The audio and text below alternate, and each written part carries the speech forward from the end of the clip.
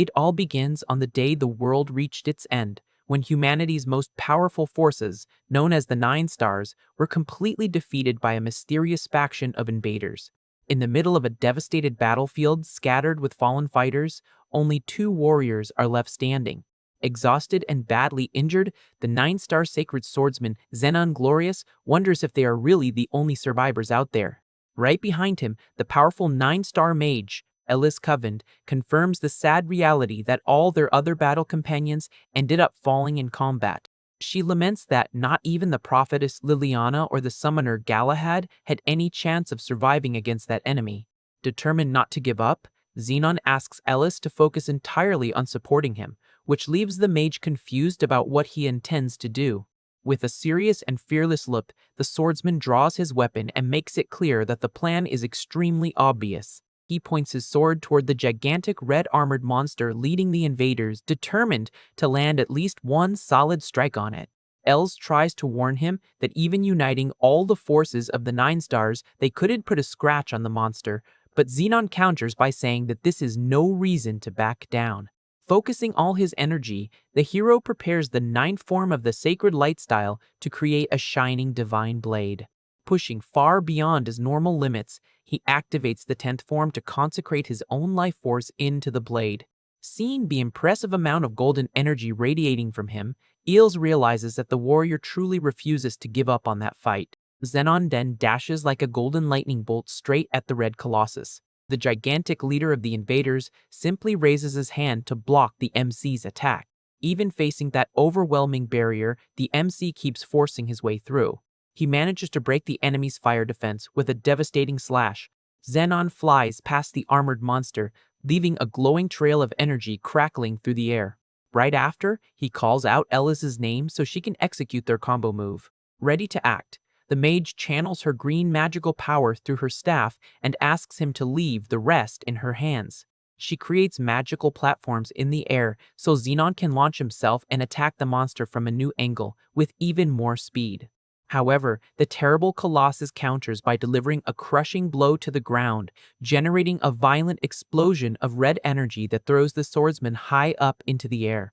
Showing incredible agility, Zenon manages to regain his balance midair and builds momentum to continue the offensive. With a furious battle cry, he gathers sacred electricity around his body and dives toward the enemy to deliver a definitive strike.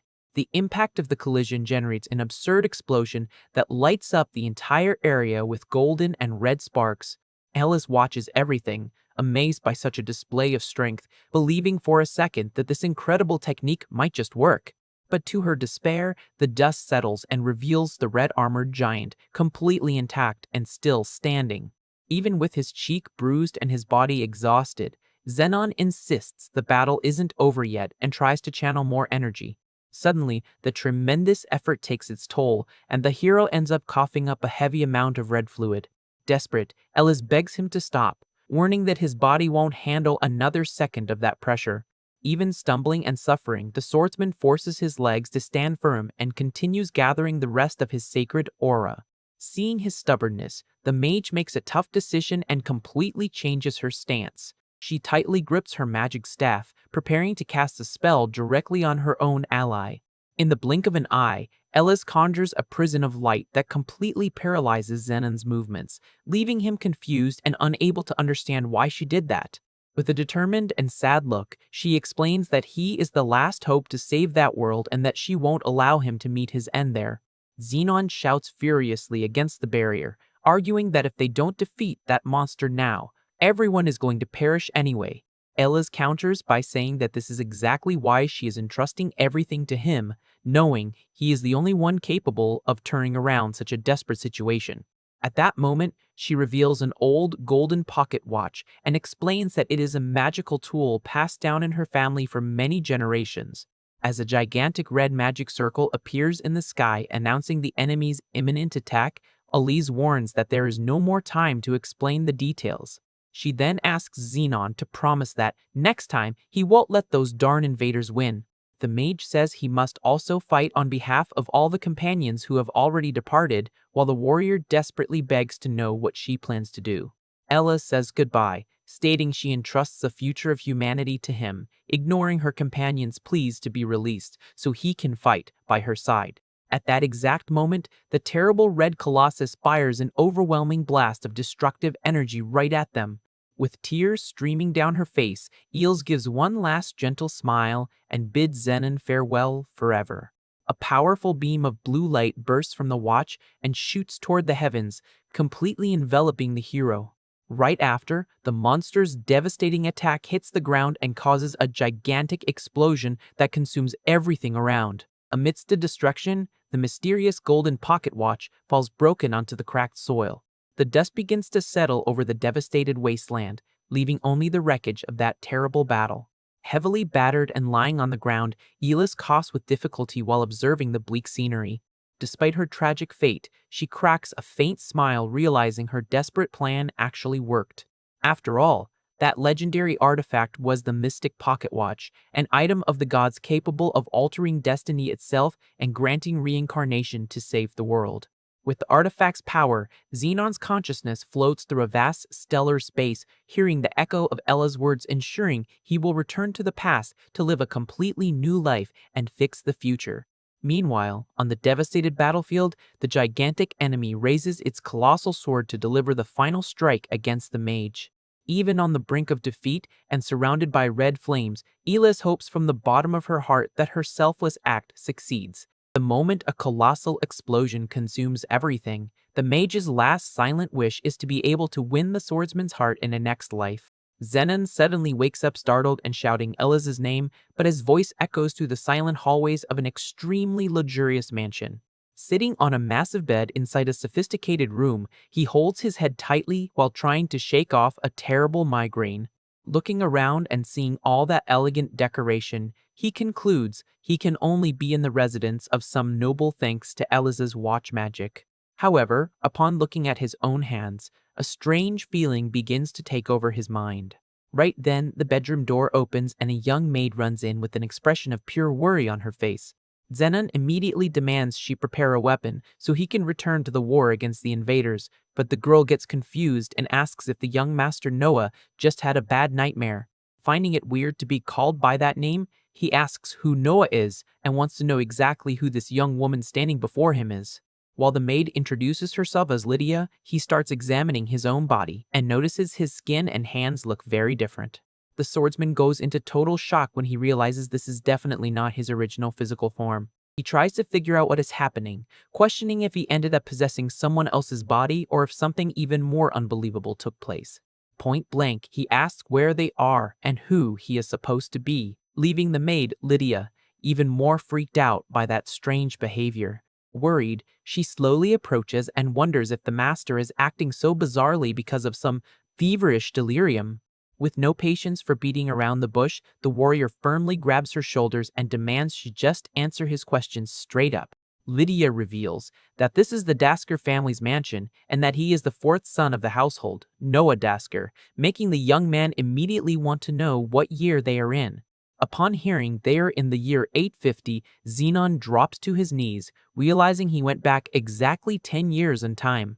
He realizes the pocket watch really worked, sending his soul to the past way before the apocalyptic invasion began. However, he is horrified to notice he reincarnated right into the infamous Discurer family, a lineage of wicked magic swordsmen who are the exact opposite of the noble sacred warriors. As he tries to process all this, knocks on the door interrupt his thoughts when a voice announces Selena's arrival. Another staff member enters the room carrying a bowl with a dark liquid and lets him know she brought the young master's medicine. Faced with his doubt, Lydia explains that this is the usual remedy prepared by Master Scar, who supposedly is very concerned about the boy's health. Noah stares at the container with a cold expression, feeling there is something extremely wrong with that situation. Looking closely at the reddish liquid, the guy's warrior instincts start sounding the alarm. With a quick motion, the young man slaps the bowl away, making the medicine spill all over the floor, leaving the two maids completely terrified by his attitude. At that moment, 3 guards with hostile faces march straight into the room and ironically salute the young blade of the Discurer family, receiving only a look of contempt from the young man. The group leader steps forward with a cynical smile, claiming he heard a strange noise and came to check if everything was okay. He stares at the hero with narrow, calculating eyes, trying to figure out what changed in the boy's behavior. Seeing the shattered pieces on the floor, the guard pretends to lament the waste of Master Scar's goodwill and says he'll order another dose to be prepared immediately. Noah scoffs at that fake concern, and the man retorts asking if he's completely lost his mind, threatening to show no mercy if they keep insulting the potion's creator. The young man then challenges the guards to drink the medicine themselves, openly accusing that mixture of actually being toxic. He knows this because his former sacred core naturally repels malicious forces, and the weird color of the liquid on the floor only confirms his suspicions. Seeing they've been busted, the lead guard changes his tone and warns that they will have to force him to swallow the mixture. Noah just gives a smirk, pleased to see the true colors of those traitors finally showing. He realizes those men were acting as guard dogs to keep an eye on him, deciding to use this chance to get used to his new body's limitations. With a defiant look, he announces he's going to have a little fun with them before dealing with the rest. Annoyed by the guy's audacity, the commander orders his goons to move in and restrain the young master right away. The henchmen obey and charge at the hero, while the maids watch everything huddled in fear in the corner of the room. One of the guards reaches out to try and grab the guy's neck once and for all. However, using his sharp reflexes, Noah lands a precise and powerful kick right on the attacker's chest. The man is thrown backward with extreme force, spitting saliva from the brutal impact of the hit. The second henchman tries to surprise him with a side punch, but the hero easily dodges by dropping his posture at the exact right moment. He seizes the opening to connect a devastating uppercut straight to the opponent's jaw. Seeing both opponents down and groaning in pain, the leader curses furiously, while Noah gets frustrated realizing his strikes weren't strong enough to knock them out cold instantly. This only proves how weak and frail Noah's body really is, making him promise to investigate who tried to poison him as soon as he cleans up this mess. Desperate, the commander orders his men to draw their swords and finish the job quickly, not caring if the kid ends up heavily damaged. However, before the fight restarts, something completely unexpected appears right before Noah's eyes and leaves him intrigued. As the guards advance yelling for him to surrender if he doesn't want to get hurt, floating holographic screens revealing the name, stats, and swordsmanship level of each enemy pop up right in front of him. Seeing those blue windows detailing Harold and Greg's low stats, Noah realizes he gained an ultra-rare appraisal skill and wonders why he received this power. While moving to dodge, he deduces the two opponents are nothing but amateur recruits with barely 1 star in swordsmanship. The two guards charge yelling furiously, but the young swordsman dodges each of their strikes with extreme ease and elegance. One of the men is completely shocked to see his attacks missing the target by mere inches. Seizing the opening, Noah lands a devastating acrobatic kick that launches the first opponent into the air, taking him completely out of the fight. With a quick and precise move, the hero disarms the enemy and catches his sword mid-air. The second guard tries to attack from above, but the young man blocks the enemy's blade without showing the slightest effort. The harsh sound of clashing swords echoes through the room as bright sparks fly from the metal. In the blink of an eye, Noah performs a perfect circular motion that shatters the henchman's weapon and knocks him to the floor. The guard falls defeated on his back on the bedroom floor, leaving the two maids who were watching everything completely speechless at such skill. Seeing his men on the ground, the commander Oscar Gray sarcastically remarks that even a sick Dasker is still dangerous, but Noah challenges him to stop watching and come fight personally. However, before the lead guard can make a move, a terrible pang of pain makes the hero's eyes widen in a state of high alert. A dark purple smoke begins to emanate from Noah's body, making him double over in pain as he realizes it's the forced activation of a demonic core. This demonic core is the source of dark and exclusive energy that grants terrifying power to the swordsmen of the Daskar family. On the flip side, the power Noah used in his previous life came from the sacred core, the luminous energy typical of the glorious family knights. The big issue is that these two opposing forces are like oil and water and should never coexist within a single living being. Noticing the boy's agony, Oscar Gray smiles victoriously and decides that since Noah's time is up anyway, he can let him in on a little secret. The commander confesses that the medicine the young man took daily was actually a custom-made toxin designed to overheat and throw his demonic core out of control. He laughs while explaining that the dark energy is now devouring the boy's body from the inside, and that the physical strain of combat ended up speeding up the destruction process. With his body glowing in gold and purple, Noah realizes the sheer overload of power is going to wreck him, deciding to bet everything on a highly risky move to see if he can handle the pressure. Even though he has never tried anything like this before, he decides to force a dangerous fusion of these energies. The hero then stands up, focusing his original golden energy to try and subdue and control the fury of his new body's purple demonic core. Thinking the kid is just resisting in vain, Oscar Gray draws his own sword and initiates the first form of his abyssal style. With the void ship technique, the villain vanishes into a whirlwind of red shadows to launch a surprise attack. The red blade suddenly appears behind Noah's back, but the hero's sharp senses manage to predict the strike in time. He turns around quickly and blocks the sneaky attack, generating a massive clash between the golden light and the opponent's red darkness. Oscar is surprised to see the boy manage to react in time, while Noah comments that the villain is also capable of imbuing his sword with demonic energy. Furious, the commander tells the kid to know his place, and Noah's appraisal skill reveals that Oscar has 3 stars in swordsmanship and 2 in his demonic core. Unfazed by the threats, the young man keeps his total focus on the fight and studies the enemy's moves. Noah swings his sword, releasing a semicircular barrier of golden energy to push the opponent back. Oscar retaliates by leaping from above to deliver a heavy slash loaded with pure hatred and reddish shadows. The two techniques collide midair with absurd force, splitting the room into a spectacle of golden and red lights. The commander starts sweating cold and gritting his teeth as he realizes the sick kid is matching his impact blow for blow. Showing flawless technique, Noah twirls his blade multiple times and maintains a constant flow of his light attacks. He advances relentlessly, parrying every one of the rival's strikes and forcing the commander to step back bit by bit. After this fast exchange, Noah realizes the presence-concealing technique drains a lot of energy and that he needs to end the fight quickly before his own body collapses. Cloaked in his red aura, Oscar tries to keep up appearances and taunts the guy, saying he's already panting and that all his arrogance is gone. Noah just gives a confident smile and retorts, saying the commander's formal tone is fading because he's the one starting to panic.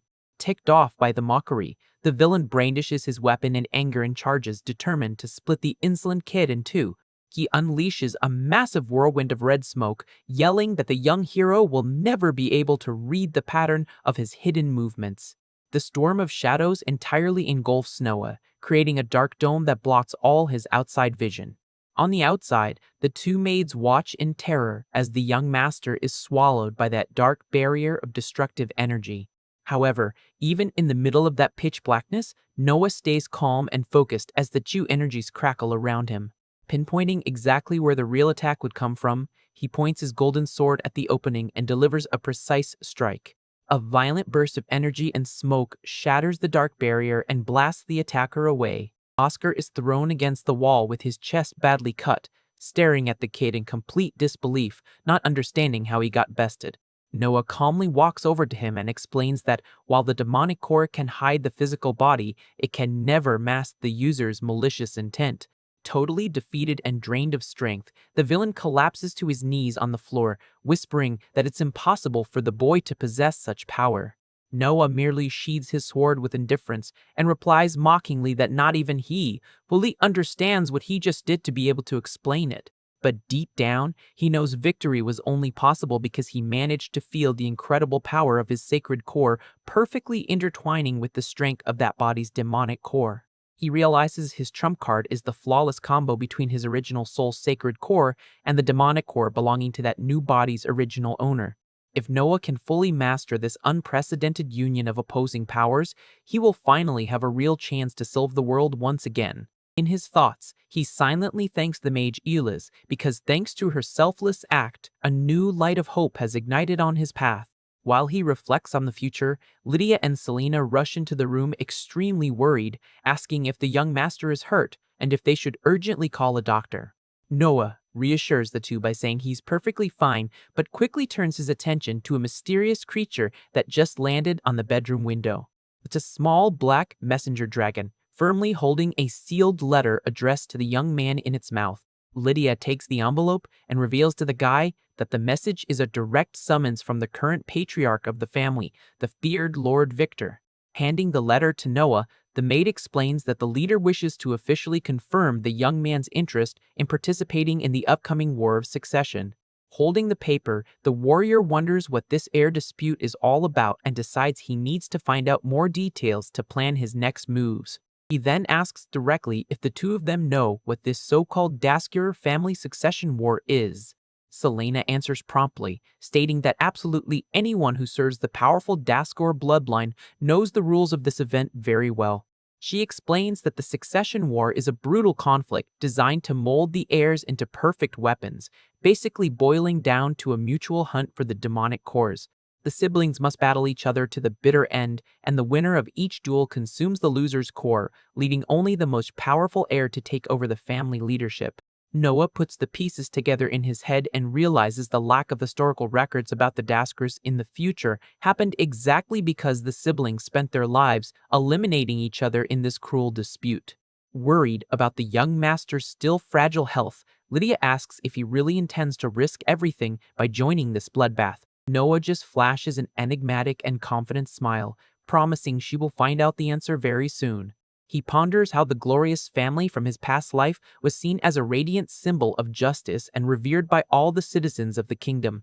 On the flip side, the Daskars represented the extreme opposite, being feared and despised by society for using the terrifying powers of darkness. However, there is one undeniable fact everyone on the continent knows, which is the current patriarch Victor Daskar's reputation as the strongest swordsman in all of humanity. Wearing his best noble attire, Noah stands before the massive golden gates of the main hall, determined to uncover the secrets of that mysterious place. With a firm and determined gaze, he braces himself to face head-on the terrifying bloodline he is now a part of. The doors finally open, and the young man is announced loudly to enter the family's grand meeting hall. Noah walks with calm steps down the red carpet to personally answer his father's summons. He carefully observes the place, mentally preparing to meet his supposed siblings and rivals. The first to stand out is the eldest son, Damien Daskar, an imposing man wearing heavy black armor and exuding pure coldness. Right next to him is the eldest daughter, Julia Daskar, a stunning young woman with long silver hair and an extremely calculating look. Next is the second son, Cease Daskar, who quietly observes the room with a calm posture and messy blonde hair. Also present is the second daughter, Eve Daskar, who wears dark clothes and appears to be the youngest and most reserved of the group. Suddenly, Noah's eyes lock onto a specific member of the group, and hatred begins to boil in his veins upon recognizing the traitor. The one responsible for secretly poisoning him is the third son, Scar Daskar, who flashes a mocking and cynical smile at his brother. Julia breaks the silence by commenting that the rumors about Noah's recovery were true, and the guy replies with irony, saying he recently found out the real cause of his illness. The young woman asks if he plans to spend the next few months resting to recover, but the MC states categorically that he intends to focus all his time on sword training. Julia narrows her eyes, showing suspicion upon hearing such an unusual answer coming from the weakest brother. Scar lets out a sarcastic laugh and looks down on the guy, saying that a sick failure like him practicing with swords is just a complete waste of time. Not lowering himself to that level, Noah stares at him coldly and fires back, saying a coward who lacks the guts to face him straight up should keep his mouth shut.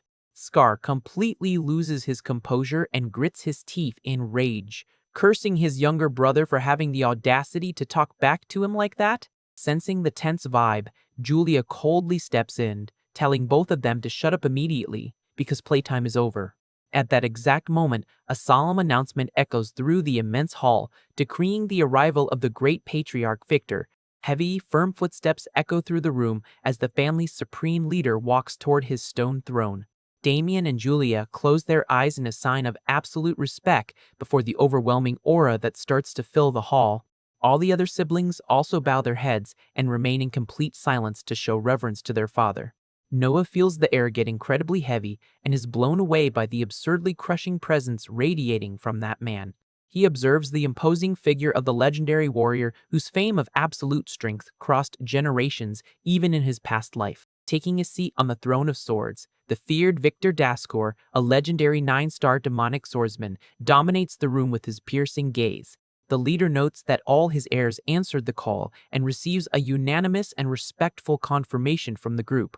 With a firm voice that makes the hall tremble, Victor officially declares the assembly of his bloodline open. He stares directly at the MC and warns that this meeting is meant to test Noah's true intentions after his return. The patriarch then asks in an intimidating manner what his son plans to achieve now that he managed to overcome that terrible illness that plagued him. Noah cracks a fearless and confident smile against the massive psychological pressure imposed by his father. With total determination in his voice, the young man declares he intends to actively participate in the succession war and that he will climb to the top as the grand winner of that heir dispute. Lord Victor stares intently at his son and asks if he is truly prepared for his words to be taken as a declaration of war against all the siblings present there. Noah clenches his fist tightly and calmly replies that his father's assumption isn't entirely correct, sparking the patriarch's curiosity. Under everyone's watchful eyes, the young swordsman firmly declares that this is, in fact, a declaration of war against absolutely everyone in that hall. While Julia and Damien watch him in surprise, Noah continues his speech, stating that the opponents he needs to defeat aren't limited. He locks eyes with the other siblings and categorically affirms that his true adversaries go way beyond his older brothers and sisters. Looking right into the feared patriarch's eyes, the fearless kid makes it clear that his own father is also included on his hit list. Noah then gives a provocative and sinister smile, confirming that Victor is just another one of the enemies he plans to surpass. Feeling challenged, Victor suddenly unleashes an insane amount of dark, violent energy, making the crushing pressure take over the entire room. The sheer wind force generated by the patriarch's power is so destructive, it starts cracking the massive stone pillars of the palace. Heavy chunks of stone break off and plummet from the hall's walls, demonstrating the Daskor leader's overwhelming might. Noah grits his teeth and struggles to stay on his feet as he realizes just how terrifying the level of Victor's demonic core is. The leader glares at the boy with a scary look and asks if the youngster truly believes he's capable of surpassing his own father's absolute power. Even under that suffocating pressure that would make anyone tremble with fear, the hero just smiles confidently and answers yes. Impressed by his son's audacity, Victor radiates even more purple energy and questions what the real reason is for him seeking so much power. Noah thinks back to his painful past and Ella's selfless act, answering out loud that he seeks power to guarantee that nothing else will ever be taken from him by anyone. Hearing that answer filled with selfish ambition, the terrifying patriarch breaks into a wide, monstrous smile of pure satisfaction. Victor rests his chin on his hand and confesses he loved that greedy attitude, praising the youngster's admirable determination as a true trait of a Daskor. The Lord then stands up and officially decrees that, from that day forward, Noah will take part in the succession dispute, daring anyone who disagrees to step forward. He scans the frightened heirs, including Scar, who is sweating with rage, but none of them dares to challenge the patriarch's sovereign ruling. With a powerful shout, Victor orders Noah to stay hungry for power if he wants to have any chance of surviving. Back at the luxurious main Daskor mansion on a sunny day, the heavy training routine finally resumes. A wooden training dummy is sliced in half with surgical precision by a swift sword slash. Noah lowers his weapon while the maids Lydia and Selena watch the young master's impressive physical improvement in awe. The young man clenches his fist in satisfaction, noticing his physical condition has gotten much better, even though he knows this is still the bare minimum to actually fight for real and that he has bigger problems to deal with. He analyzes that, with the fusion of his sacred core and that body's demonic core, he can neither use the light techniques he mastered in the past, nor the traditional dark techniques of the Daskor family. Seeing the purple and golden energy crackling around his hand, the hero still tries to decode the true nature of that hybrid power.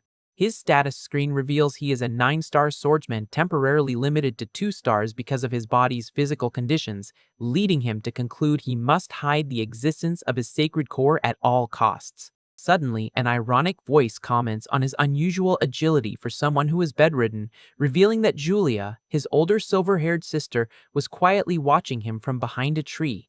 Julia mentions that before, only Damien received their father's attention, but now Noah has also become one of Victor's favorites. She calmly walks over to the weapon rack and confesses she'd like to see her brother's new capabilities with her own eyes, making her intentions to test him crystal clear.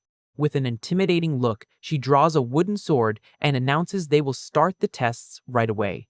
Giving the boy no time to prepare, Julia dashes forward at high speed, unleashing a powerful strike imbued with blue mana. Noah manages to react purely on instinct, blocking the overwhelming blow that sends a violent gust of wind through the garden. The young woman stares at him coldly during the weapon clash and asks if he really thought she came all the way out there just to chat. The guy clicks his tongue, realizing his sister's speed and physical strength are on a completely different level. She leaps nimbly and attacks from above with a heavy vertical slash, forcing Noah to step back so he doesn't get crushed. However, the guy gets fired up by the challenge, deciding to use this real fight to test the limits of his current capabilities. Julia launches a frantic combo of rapid thrusts that create multiple impact shockwaves in the air, demanding maximum defense from her brother. She then gracefully flips backward to create distance and reset her combat stance. The girl admits the kid really has talent, but warns that his current level is still far from making her satisfied. Noah's appraisal skill triggers and reveals that Julia is an exceptional warrior with 7 stars in physical strength, swordsmanship, and in her demonic core. The guy smirks as he notes his sister is strong enough to have already reached the legendary 7-star mastery. Showing no mercy, Julia charges at him once again, calling the young man's performance disappointing. She attacks with such absurd speed that the guy can barely track the movement of the wooden sword. With no other choice, Noah decides to channel the mixed energy of his sacred and demonic core straight to his hands. A massive flash of purple and gold explodes when he blocks his sister's lightning-fast attack at the very last millisecond. Feeling the immense vibration from the weapons clashing, Noah curses mentally as he notices how the mixed energy reacts so unstably. They start exchanging incredibly fast strikes in the courtyard, tracing bright arcs of blue and golden energy through the air. Amidst the crossing of swords, Julia questions him if that unstable power is the same sacred demonic core that everyone in the family labeled as a complete failure at Noah's birth. She cranks up the pressure on her weapon and mentions she always heard rumors that her brother's hybrid core was too weak to be useful, leaving the guy deep in thought about that body's past.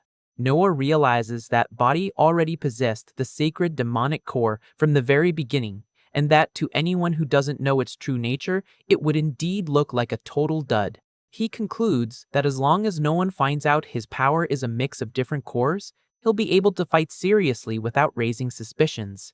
The young man challenges his sister, saying he's going to prove if his power is really a failure, prompting Julia to comment that he seems to be having a lot of fun with the match. Noah pushes forward with determination, focusing his hybrid energy around the wooden weapon.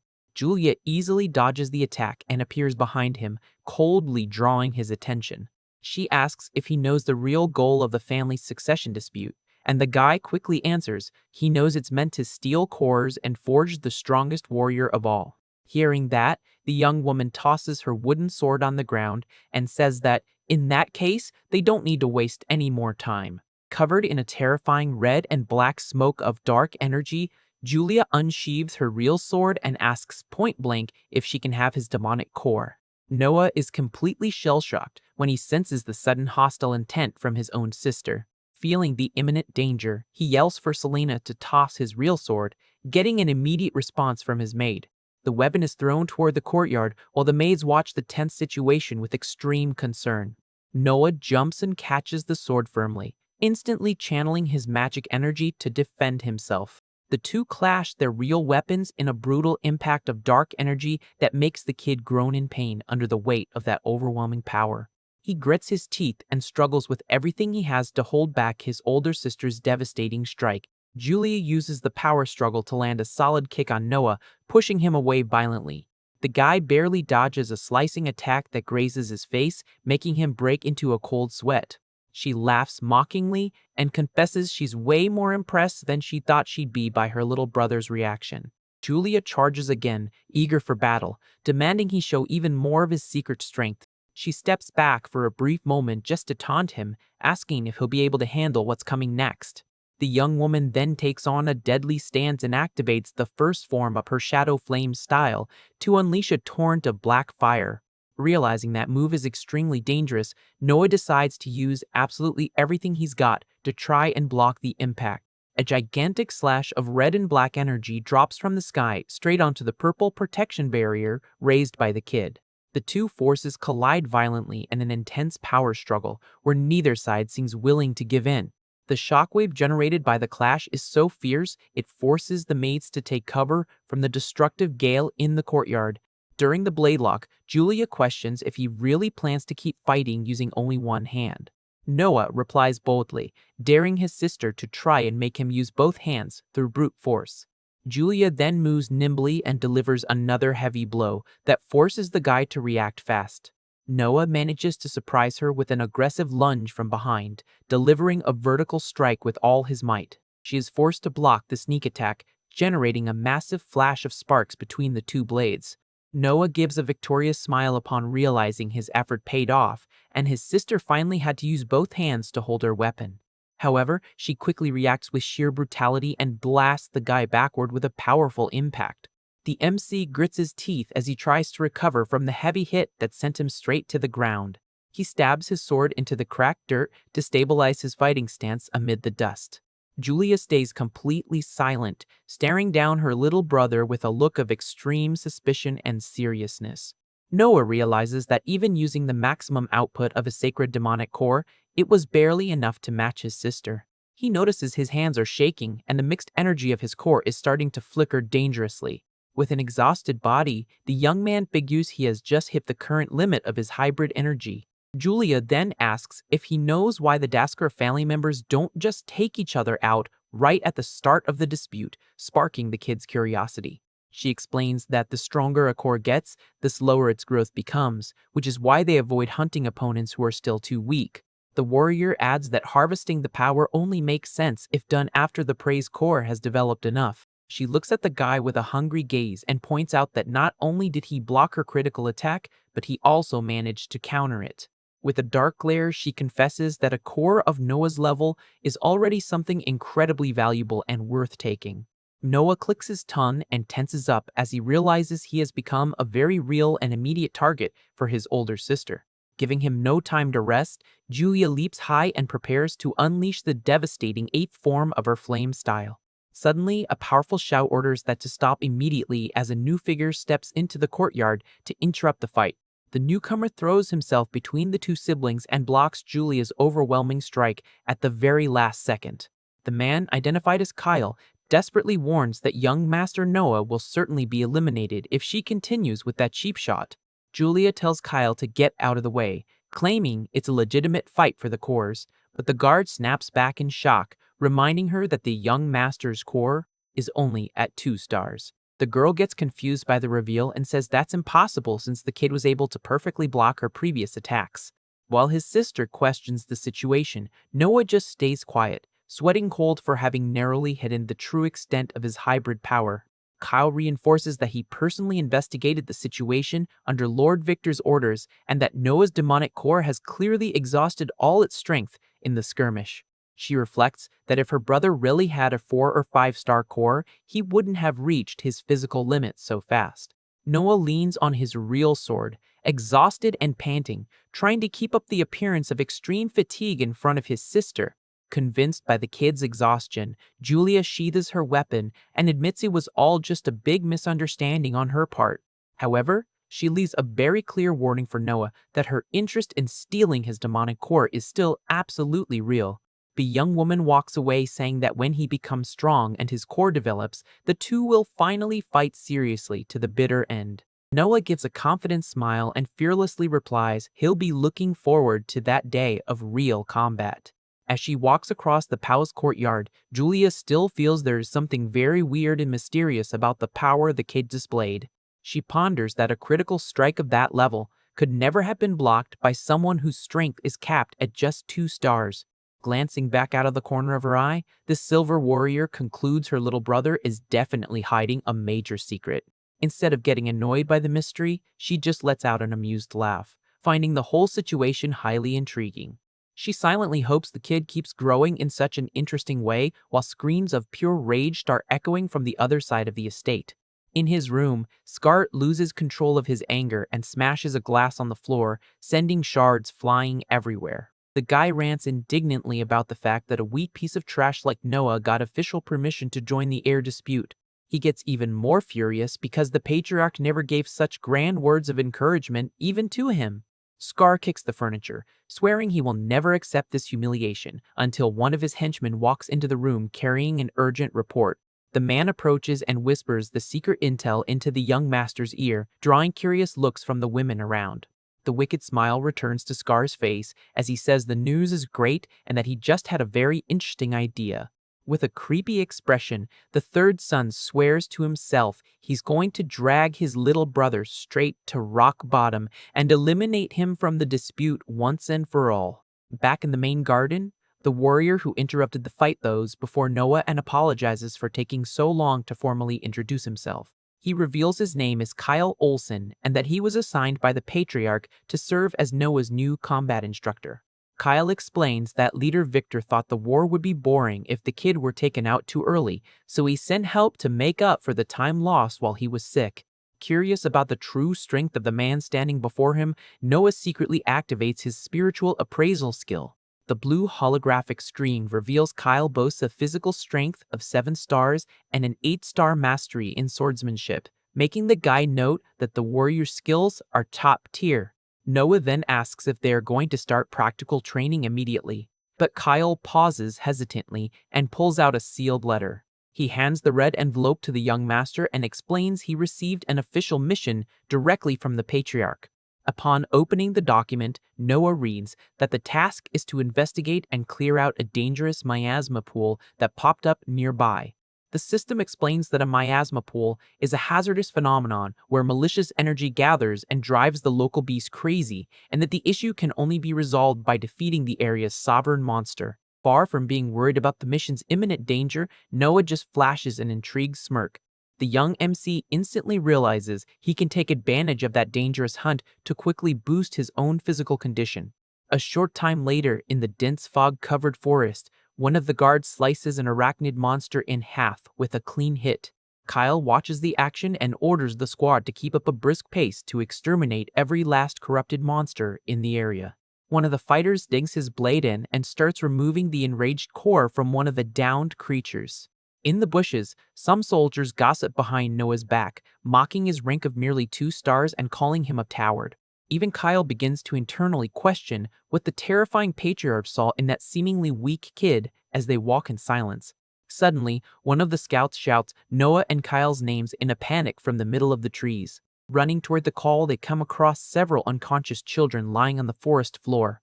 Noah looks at the group of kids and asks what they should do since all of them seem to be out cold.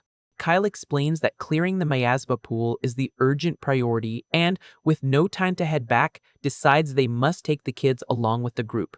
With that, the warriors carry the passed-out youngsters on their backs and continue marching toward the center of danger. The atmosphere around them begins to change drastically, with purple lightning cutting through the darkened forest sky. Massive black roots and a thick fog of malicious energy begin blocking the scouts' path. Kyle warns that the center of the miasma pool is just up ahead, and that the region's fearsome sovereign beast must be lurking nearby. Right then, gigantic, sharp claws of a monstrous beast burst from the treetops with a terrifying crash. As the guards jump in fright, Kyle identifies the monster as a gigantic scorpion beast and tells everyone the situation just got extremely critical. The massive demonic scorpion roars and lunges at the group, forcing the men to scramble to put the kids in a safe spot. Kyle yells that the creature's power is equivalent to a very high-tier threat level due to the miasma, and that its tough shell will require a well-planned strategy. Without leaving any time for planning, the beast's sharp stinger drops at high speed toward the squad. Noah spots the incoming trajectory and shouts a warning that the deadly strike is already on its way. The stinger's violent impact against the dirt causes a massive earth explosion that blasts the guards away in the blink of an eye. One of the guards is completely terrified seeing the absurd speed and destructive force of the creature's stinger. Seeing Noah charging at the monster alone, the soldiers panic, yelling that he's going to meet his end with only 2 stars of power. The enormous scorpion moves rapidly across the clearing, releasing more of its toxic green fog into the air. Noah leaps nimbly, channeling the mixed energy of his hybrid core around his body to deliver a strike. He positions himself mid-air directly against one of the beast's massive claws, trying to crush him. The young MC attacks with pinpoint accuracy, clashing his blade and successfully repelling the heavy blow from the monster's limb. Kyle Olsen watches the scene stunned by the kid's feat, but quickly yells out that the real danger of that creature is its highly toxic venom. The monster then starts firing several blasts of corrosive green venom straight at Noah. Noah displays superhuman reflexes by consecutively dodging all the acidic projectiles as he moves forward. Seeing the shots failed, the beast thrusts its dangerous red stinger forward again in a fast frontal assault. Noah doesn't back down and braces for the direct impact, gathering a massive amount of energy into his weapon. With a cold, focused stare, he waits for the exact moment the enemy's weapon gets close enough. With a single, devastating vertical slash of his glowing sword, the kid perfectly severs the giant scorpion's stinger. The soldiers watch the scene dumbfounded, admitting that despite the young master's weakened core, his swordsmanship is on an absurdly genius level. To everyone's shock, a green smoke envelops the severed appendage and the monster's stinger completely regenerates in just a few seconds. Noah dodges the stinger's follow-up attack and uses the evasion to throw several black fangs he had collected earlier. He lands on the beast's shell and tries to land a direct cut, generating a massive shower of sparks. He notices the enemy's natural armor is extremely tough and decides to use the venomous spider thorns he kept to weaken the spot. The kid jumps away before getting hit by the huge scorpion's violent reaction. The creature wildly thrashes its stinger against its own body in a desperate attempt to crush the invader. Noah slides smoothly across the grass as he lands, regaining his footing without taking any damage. He grits his teeth and notes that the miasma-corrupted beast's physical defense really is a major challenge for his current power. Kyle watches him from afar, deeply intrigued about how that young man managed to achieve such flawless swordplay without ever having a master to guide him. Breaking the instructor's train of thought, Noah shouts asking for backup in the fight, and Kyle quickly replies he's ready. The boy asks if the instructor can create an opening in the monster's defense, getting a confident guarantee from the seasoned warrior. The monster's venomous stinger strikes down like lightning toward Kyle, who braces to take the hit head-on. Focusing his combat energy, the instructor lets out a powerful battle cry to channel his defensive strength. He blocks the colossal impact of the stinger directly with his heavy blade, cracking the ground around him from the pressure. Seeing the perfect opening created by his companion, Noah praises Kyle's skill and dashes forward at high speed from below. He bolts over the creature's front claws, using its own body as a platform to reach the weak point. The young man slides precisely across the scorpion's upper shell, building up spiritual energy in his feet. He tightly grips the venomous spider fangs he gathered earlier, gearing up for the final move. With all his might, Noah jams the venomous thorns directly into the massive monster's head. The spider's acidic venom immediately begins to corrode and crack the scorpion's ultra-tough shell. Feeling terrible pain, the beast starts thrashing violently as the acid weakens its inner defenses. Noah locks his eyes on the newly formed crack, which now exposes the vulnerable flesh beneath the enemy's natural armor. Lacking the strength to keep thrashing, the massive monster crashes heavily onto the forest floor, kicking up a huge dust cloud. Kyle approaches in awe and asks if the boy used the fangs of the beasts they defeated on the way there. Noah confirms with a sly smile, explaining that the venom from those spiders had the exact property to soften and melt the opponent's shell. The instructor finally grasps the young master's tactical genius and understands why he made a point to collect the fangs earlier. Suddenly, several of the beast's red eyes light up again through the fog, revealing it is still alive and consumed by pure rage. The monster launches a frantic charge with its stinger, spreading an even bigger cloud of acidic toxins over the area. Green magic circles appear in the air above them, prepping a massive barrage of venomous spikes against the group. Kyle bravely steps in front of Noah and begins conjuring the third form of his demonic sword style to protect him. He slams his massive combat weapon straight into the cracked forest soil with all his spiritual might. A gigantic wall of dark energy erupts in front of them, successfully blocking the deadly rain of venomous spikes. Taking advantage of the instructor's defense blocking everything, Noah gives a smirk, realizing his big chance has arrived. He leaps high over the protective barrier and goes into a free fall straight toward the crack in the scorpion's head. the guy dives like a meteor, focusing all the power of his hybrid core into the tip of his real sword. Noah strikes the monster's unprotected weak spot with surgical precision, sparking a violent burst of spiritual energy that seals the outcome of the battle. Noah comes crashing down on the corrupted beast's head fissure, making his hybrid energy crackle intensely around the impact. The young man decides it's the perfect time to try and replicate one of his sister Julia's advanced techniques. He focuses his two opposing energies into the blade and mentally conjures the first steps of the demonic saint's style. With a mighty battle cry, Noah activates the shadow and light sword dance technique to deliver the finishing blow. The guy descends like a streak of combined light and darkness, slicing the air straight toward the creature's weakened skull. The force of the strike is so immense, it shatters the skull and instantly splits the massive beast's front half in two. The scorpion explodes into dozens of pieces of shell and green fluid, taken out once and for all by the critical attack. The squad soldiers go into absolute shock, whispering in terror about how that powerful technique could never belong to a warrior with only 2 stars. Despite the victory, Noah silently reflects that he still has a long way to go to fully master that fusion of his past life's techniques with his current hybrid power.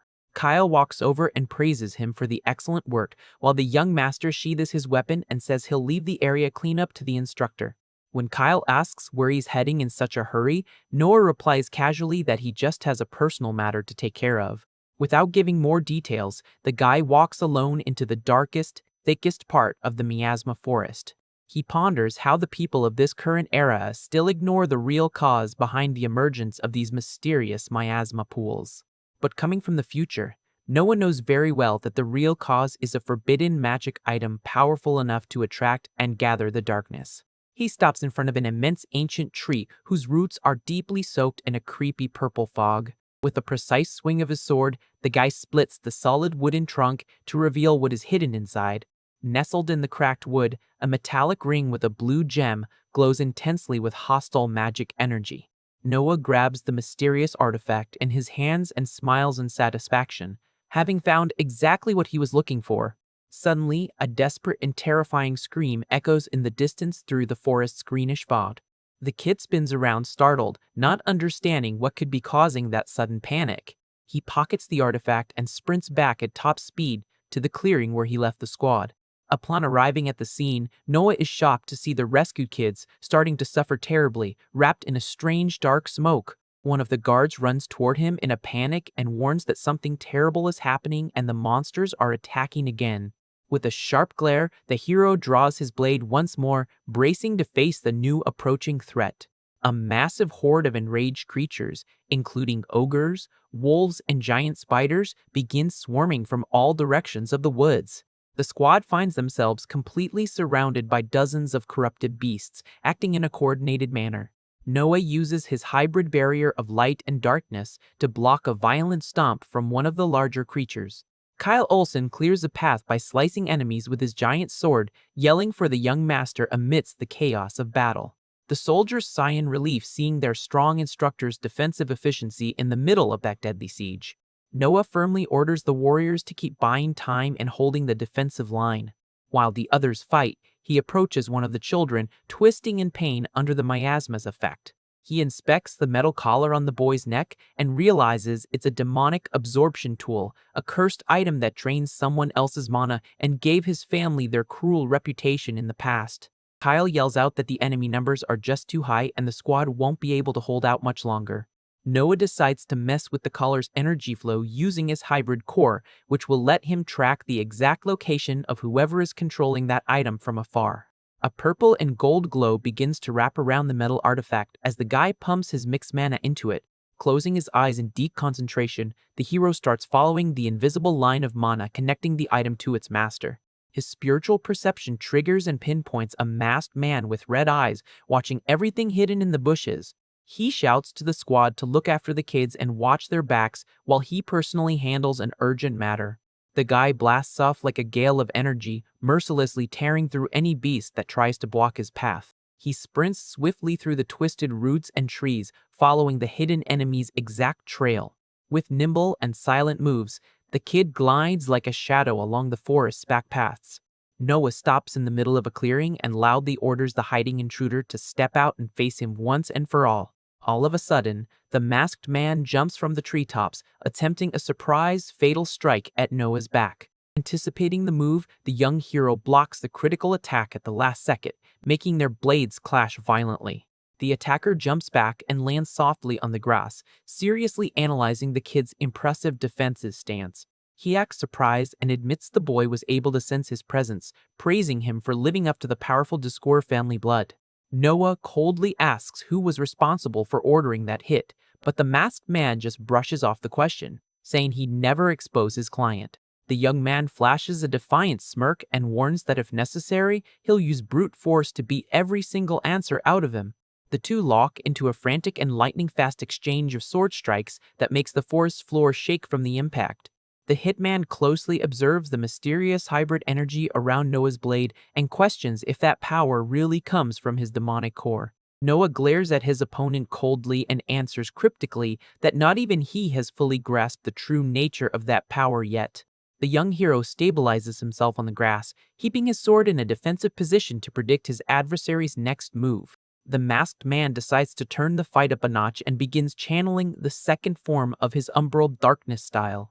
A large amount of red, shadowy energy blade starts forming around him, cutting through the wind violently. He casts the flying shadow blade technique, materializing several crimson energy crystals around him. With a quick command, the enemy launches the slicing projectiles straight at Noah at terrifying speed. The guy leans his body, struggling to dodge every single crimson blade that grazes past him. Noah uses fast and precise movements to swat away and deflect the toxic projectiles trying to box him in. Feeling the pressure of the attacks, he clicks his tongue and decides to use his spiritual appraisal skill on the enemy to find a weak spot. The status screen reveals the opponent is named Darius Zard and possesses a 5-star demonic core, while the hitman himself taunts him, mocking his earlier confidence. Noah notices Darius's swordplay is weak compared to his core control, so he decides to just charge in, close the gap, and take it to close quarters. Darius keeps firing red blasts, but the young swordsman dodges nimbly as he rushes in fast. He expertly dodges the final dark energy hurdle and preps his finishing blow at point-blank range. The kid stomps his foot into the ground with extreme force, channeling purple energy to boost his final sprint. He executes a devastating downward strike from above, forcing the attacker to desperately raise his sword to try and defend himself. Noah keeps absolute focus on his hybrid blade movement to fully break through the rival's block. The impact totally crushes Darius's defensive stance, opening up a perfect window for the final attack. However, Darius gives a confident smirk under his mask and mockingly claims that strike was obvious and easy to counter. A massive red shockwave suddenly explodes in an attempt to push back Noah's attack. Dark, reddish energy tentacles erupt from the ground around the two in a brutal attempt to snare the young hero. Keeping his cool, Noah starts mentally reciting the technique of his sacred demonic style. Facing the crimson energy claws rushing toward him, the kid focuses his mixed mana to the max to initiate the rapid shift. Triggering the shadow and light shift, Noah moves like a ghost, leaving behind only trails of purple and gold energy that slip past everything. Darius's eyes go wide as he realizes the kid vanished and instantly reappeared right behind his back, weapon drawn. Seized by panic, the hitman spins his body in a hurry, trying to launch a desperate counterattack to save himself. Noah is way faster and tells him he was too slow, executing a clean, deep cut right across the opponent's chest. Darius coughs up a large amount of red fluid from his mouth as the critical hit tears through his dark clothes, dealing a brutal injury. Lacking the strength to stay on his feet, he drops his sword on the ground, stumbling from the severity of the wound. Staggering in front of Noah, the attacker asks in disbelief how a mere kid could know and master that legendary technique. Noah reflects on how he realized during the fight with Julia that his hybrid core holds the properties of both families, allowing him to understand and blend techniques from both bloodlines. He knows he can copy any of the legendary techniques, but concludes mere imitation isn't his real goal. The hero knows the true value of his power will only shine when he creates and masters techniques exclusive to his sacred demonic core. Noah points his blade right at Darius's neck and coldly demands he drop the name of the client who ordered the hit. However, Darius grits his teeth in rage and warns the young noble not to claim victory just yet. In a risky gamble, he pulls a flask with a mysterious blue potion from his belt and downs the whole thing in a single gulp. Noah narrows his eyes, confused by the bizarre reaction the liquid starts causing in the opponent's body. Darius begins groaning in pain as his body monstrously expands, releasing a destructive wave of energy that forces Noah back. His clothes start tearing as his skin turns green and beast-like claws begin sprouting from his limbs. Darius's face completely warps, transforming into the terrifying mug of a wild beast with sharp teeth and glowing red eyes. Fully mutated into a large bestial monster, he roars with extreme fury at the young swordsman. Noah is surprised to recognize that terrible bestialization phenomenon that entirely alters Darius's human nature. Wasting no time, the bestialized hitman charges at high speed, unleashing rapid strikes with his sharp claws. Noah braces himself, focusing all the mixed energy of his hybrid core to intercept the beast's brutal attacks. The two clash in the middle of the courtyard in a crushing battle of claws versus sword, whipping up violent gales in the clearing. Noah grits his teeth, realizing the enemy's physical power just hit an absurd level and that his weapon might break if he just keeps blocking. The beast laughs like a maniac and roars that he'll love seeing just how long the kid can hold out against this kind of pressure. The monster unloads a devastating barrage of top-down slashes aimed at completely crushing the guy's defense. Darius's sadistic red-eyed glare focuses intently, trying to find any tiny opening in Noah's stance. The MC swiftly ducks and dodges the energy blades generated by the beast's claws by mere inches. Noah moves with absurd speed right under the descending strike, gearing up to launch a surprise counterattack on his opponent. Darius, transformed into a colossal green beast, lunges with everything he has at Noah, who slides across the ground covered in his purple energy to avoid the devastating strike. Noah builds momentum and leaps high into the air at the exact moment the monster's massive fist collides with the ground, shattering the earth beneath them. Still in the air and upside down, the young man struggles to maintain control of his mixed energy while seriously assessing the situation.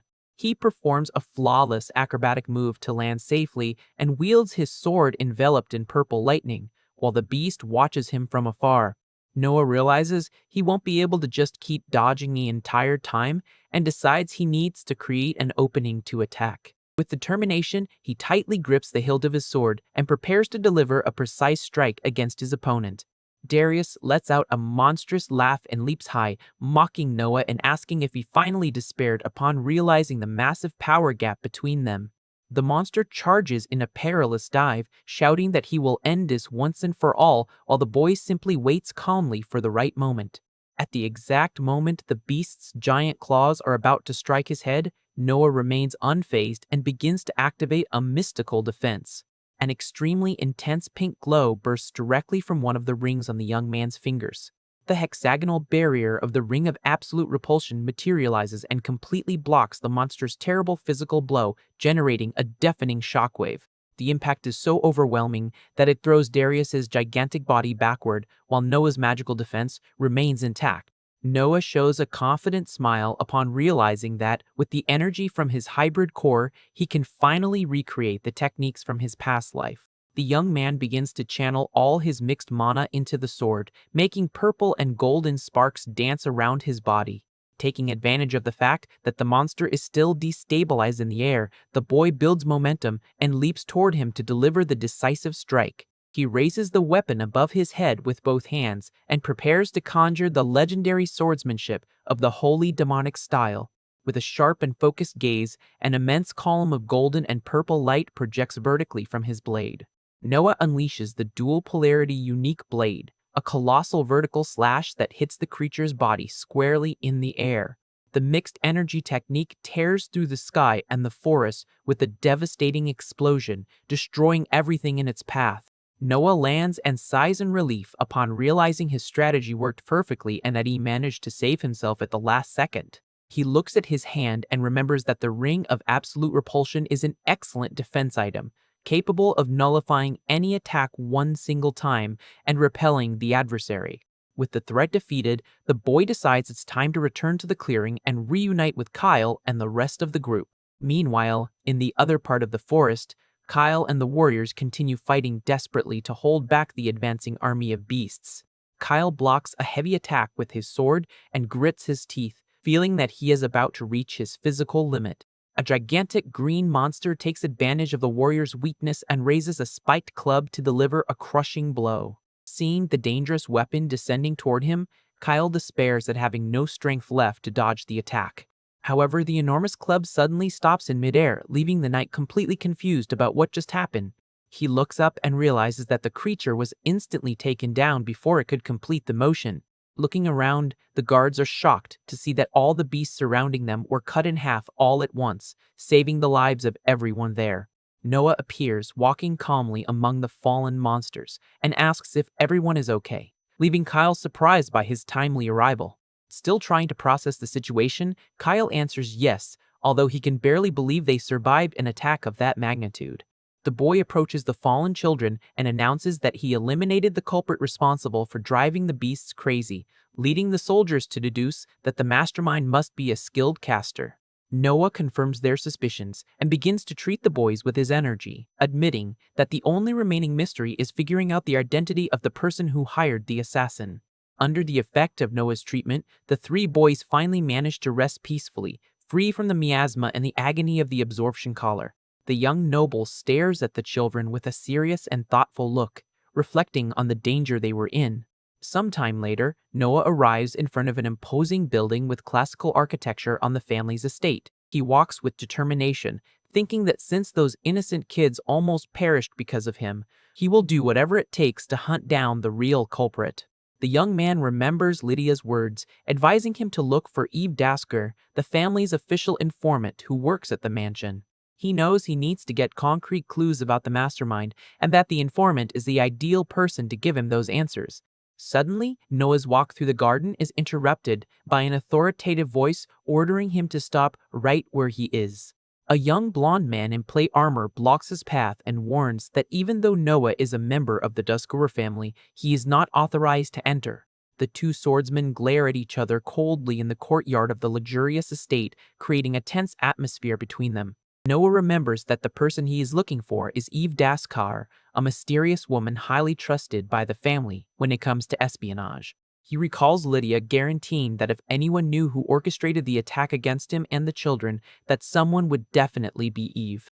Out of patience for red tape, Noah releases his powerful purple and golden aura, coldly ordering Cease to get out of his way. Cease grips the hilt of his sword and warns that he's Eve's personal bodyguard, making it clear he would never let someone exuding such fierce intent pass by him. The guard shouts angrily that he has no reason to trust Noah's intentions and refuses to let him through. Seeing that talking won't solve the situation, Noah places his hand on the hilt of his weapon and murmurs that he understands his position. He draws his blade wrapped in bright magical flames and firmly declares that, if necessary, he will force his way in.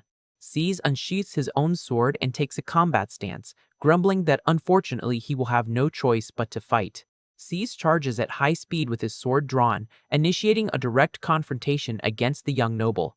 The two clash their blades with extreme violence, sending bright sparks flying across the courtyard as they test each other's strength. With their swords locked right next to their faces, the warriors stare intensely at each other, determined not to yield a single inch. Cease leaps backward to gain distance, sliding on the paved ground while studying Noah's defensive stance. The opponents reposition themselves in the wide courtyard, keeping their guards up and evaluating each other's strengths. Determined to change the pace of the battle, Cease channels an earth element spell directly into his free hand, manifesting a reddish aura. The bodyguard slams the ground hard and conjures the stone spear, causing sharp rock spikes to sprout from the soil toward his adversary.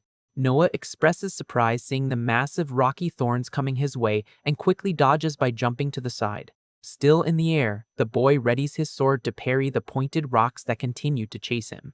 With agile movements and precise cuts, the hero destroys every single stone spike threatening to hit him. Without wasting time, Cease touches a stone pillar on the ground and activates the rock blade, crushing Fang's spell to alter his weapon. Noah stares at his rival, bewildered upon realizing he managed to materialize a gigantic heavy sword made entirely of solid rock. Wielding the massive earth weapon, Cease charges again, delivering brutal and devastating strikes. The young Deskwer blocks the heavy onslaught with his sword, feeling the immense physical pressure of the guard's attack. The two begin exchanging fast and brutal blows, generating intense bursts of light with every impact between the rock blade and the steel one. Seize shows an extremely focused and aggressive expression, determined to overcome his opponent's defense with his physical strength. The guard executes a rapid sequence of slashes that generate gusts of cutting wind, forcing Noah to step back while defending himself. Noah realizes the enemy's attack patterns are too varied to predict and, fearing the danger of getting close carelessly, decides to activate his evaluation skill. The system screen reveals that Cease Jalkor has both his physical ability and his swordsmanship at the 8-star level, even though his demonic core is only at 5 stars. Upon analyzing the data, Noah understands that his rival is a master at using his excellent sword technique and elemental spells to make up for the weakness of his demonic core. Deciding to settle the clash using raw power, the young man channels his mixed mana into his blade and prepares to use the holy demonic style. Concentrating the holy and dark energy, the young noble takes a firm stance to execute the devastating shadow and light sword dance. He releases an immense torrent of purple and golden energy that advances like an overwhelming storm against his adversary. Seize widens his eyes in sheer shock upon witnessing the frightening magnitude and destructive power emanating from the boy's core. The guard is forced to make a desperate evasive leap to escape the wave of energy that destroys the ground right beneath him. Still in the air, Seize channels red electricity into his stone sword to initiate the second form of the shadow lightning style. Enveloped in dark, violent lightning, he plunges toward Noah using the lightning-fast, instant black lightning technique. Noah immediately recognizes his rival's move as the legendary shadow lightning style belonging to his own family. The boy recalls a conversation with Kyle where the instructor warned him that he would face other Daskura swordsmanship styles in the future and began teaching him their main characteristics. He remembers that this technique focuses exclusively on extreme speed to deliver a strike considered unavoidable, while Seize praises the boy's intelligence. The blonde smiles mockingly and points out that, at the end of the day, theory is very different from real combat where speed decides everything. Showing no fear, Noah raises his weapon and challenges his opponent to attack him with everything he's got. Seize descends like a red thunderbolt, delivering his most powerful vertical slash against the hero. The reddish electric attack erupts across the courtyard, covering the scene with a dense curtain of destructive energy. At the epicenter of the electric chaos, Noah channels his mixed energy to counter the attack in kind. The boy lets out a battle cry as he forces his blade against his opponent's crushing charge. The clash between the two legendary swordsmanship styles generates a colossal rift of red and golden energy that splits the courtyard in half. A solar flare of light and mystical power occurs upon collision, shaking the structures around the mansion. A thick curtain of dust and smoke completely shrouds the battlefield after the terrible detonation. When the dust settles, Noah is still standing and keeps his guard up, his magical energy flickering around his body. He notices his outfit was slightly torn and that remnants of his adversary's red lightning still burn on his arm. The young man lets out a groan of pain, while Seize also recovers from the impact, panting, but still ready to continue the battle. The hero reflects in frustration on how even his shadow and light sword dance failed to completely neutralize his opponent's swift strike. He acknowledges that copied and imitated techniques have clear limits and will always be inferior to the originals in terms of effectiveness. Noah concludes he urgently needs to find a way to develop his own unique techniques using the holy demonic core. Suddenly, a firm voice orders the two to stop fighting immediately, catching Seize's attention.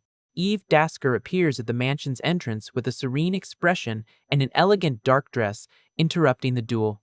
The scene shifts to the luxurious interior of the residence, where everyone gathers to talk civilly.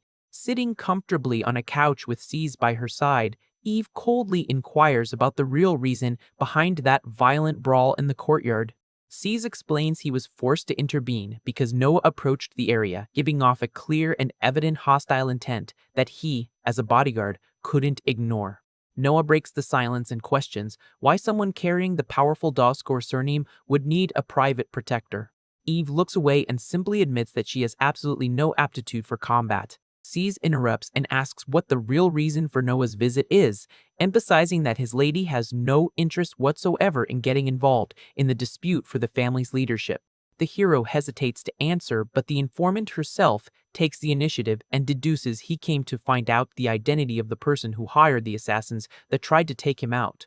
Noah stares at the young woman in surprise and asks how she managed to figure out his true goal so easily. With a slight mysterious smile, the informant states that there are very few things in this world that escape her knowledge.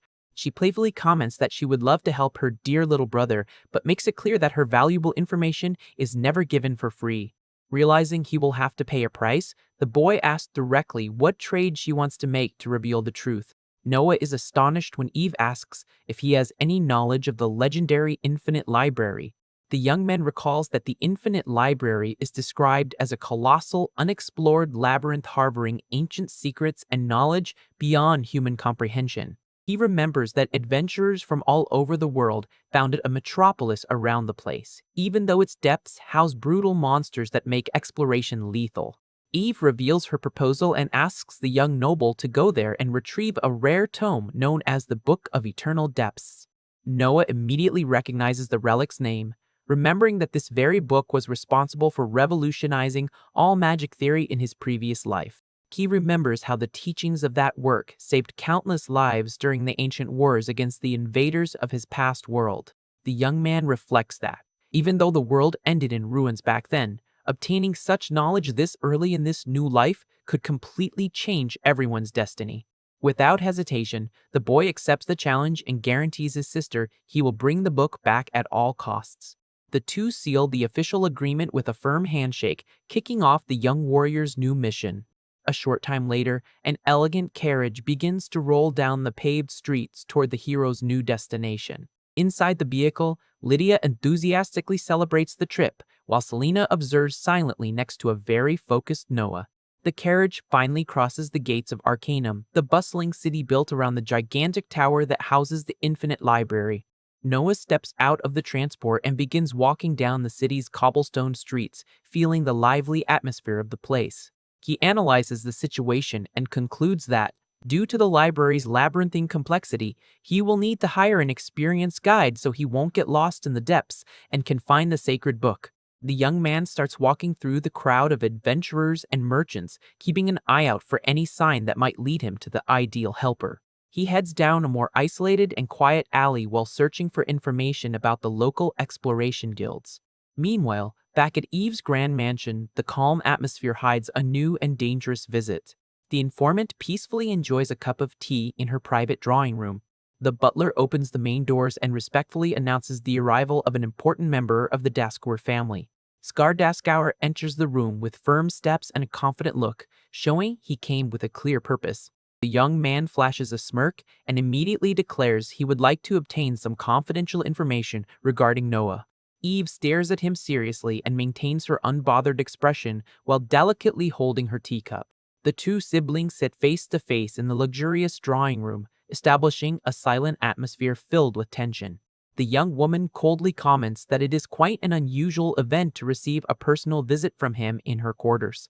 With disdain, Scar assumes a relaxed posture and cynically admits he came to ask for a special favor from his dear sister. He looks around and asks about Caesar's absence, to which Eve calmly replies that their father sent the bodyguard to complete an urgent mission outside the mansion. The poisoner's gaze turns sinister upon realizing his sister is completely defenseless and unprotected at that exact moment. Without showing any sign of being intimidated, she takes a sip of her tea and fires back, saying she has subordinates competent enough to ensure her safety. Scar praises his sister's confident attitude and asks if she already suspects what secret he wants to find out about Noah. He gestures thoughtfully as he recalls the frightening power their youngest brother displayed during the duel against Julia right after waking up from his coma.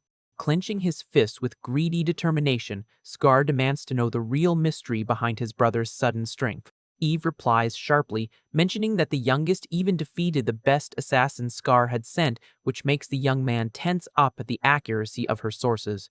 She places the cup back on the saucer with a sharp clink, signaling the end of her patience for that conversation. The young woman firmly declares she will not reveal absolutely anything that could directly interfere with the Daskour family's succession dispute. She explains that her neutrality is essential, as favoring any of the candidates would put her own life in the crosshairs of the other rival siblings. Scar's green eyes gleam with contained fury upon realizing the girl truly refuses to cooperate with his plans. Eve glares at him and questions if he believes he possesses anything valuable enough to make up for the risk of her losing her precious position of neutrality. The young man gives a bizarre and creepy smile, whispering cryptically about the concept of compensation. He casts a frightening shadow with glowing red eyes behind his sister and warns that she will understand his message very soon. While the conspiracy unfolds at the mansion, the immense tower of the Infinite Library stands imposingly under Arcanum's open sky. Noah walks calmly through the bustling streets of the magical city's market, observing the local trade while searching for his guide. Focused on his goal, the young warrior heads toward a discreet tavern where he hopes to find clues about the best tracker in the region. Noah opens the door of the magic tool shop with the soft chime of a bell, starting his search for the ideal guide. Upon entering the establishment, he looks around and feels a massive wave of nostalgia when he recognizes the layout of the items on the counter. The shop owner, a man with a goatee named Osric Harvis, gloomily announces that the store is already closed for the day. Noah replies right away that he didn't come to shop, revealing his true goal is to hire Osric to guide him through the dangerous infinite library. The shopkeeper promptly refuses the offer, claiming he no longer works as a guide.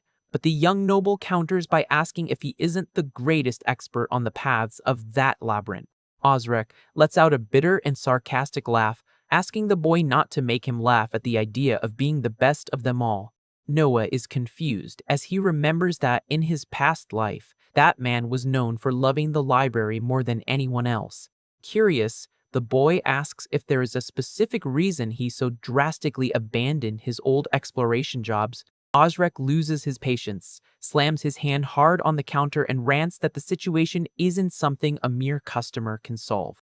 Right after his outburst of anger, the shopkeeper falls silent and looks away with an expression loaded with internal pain and frustration.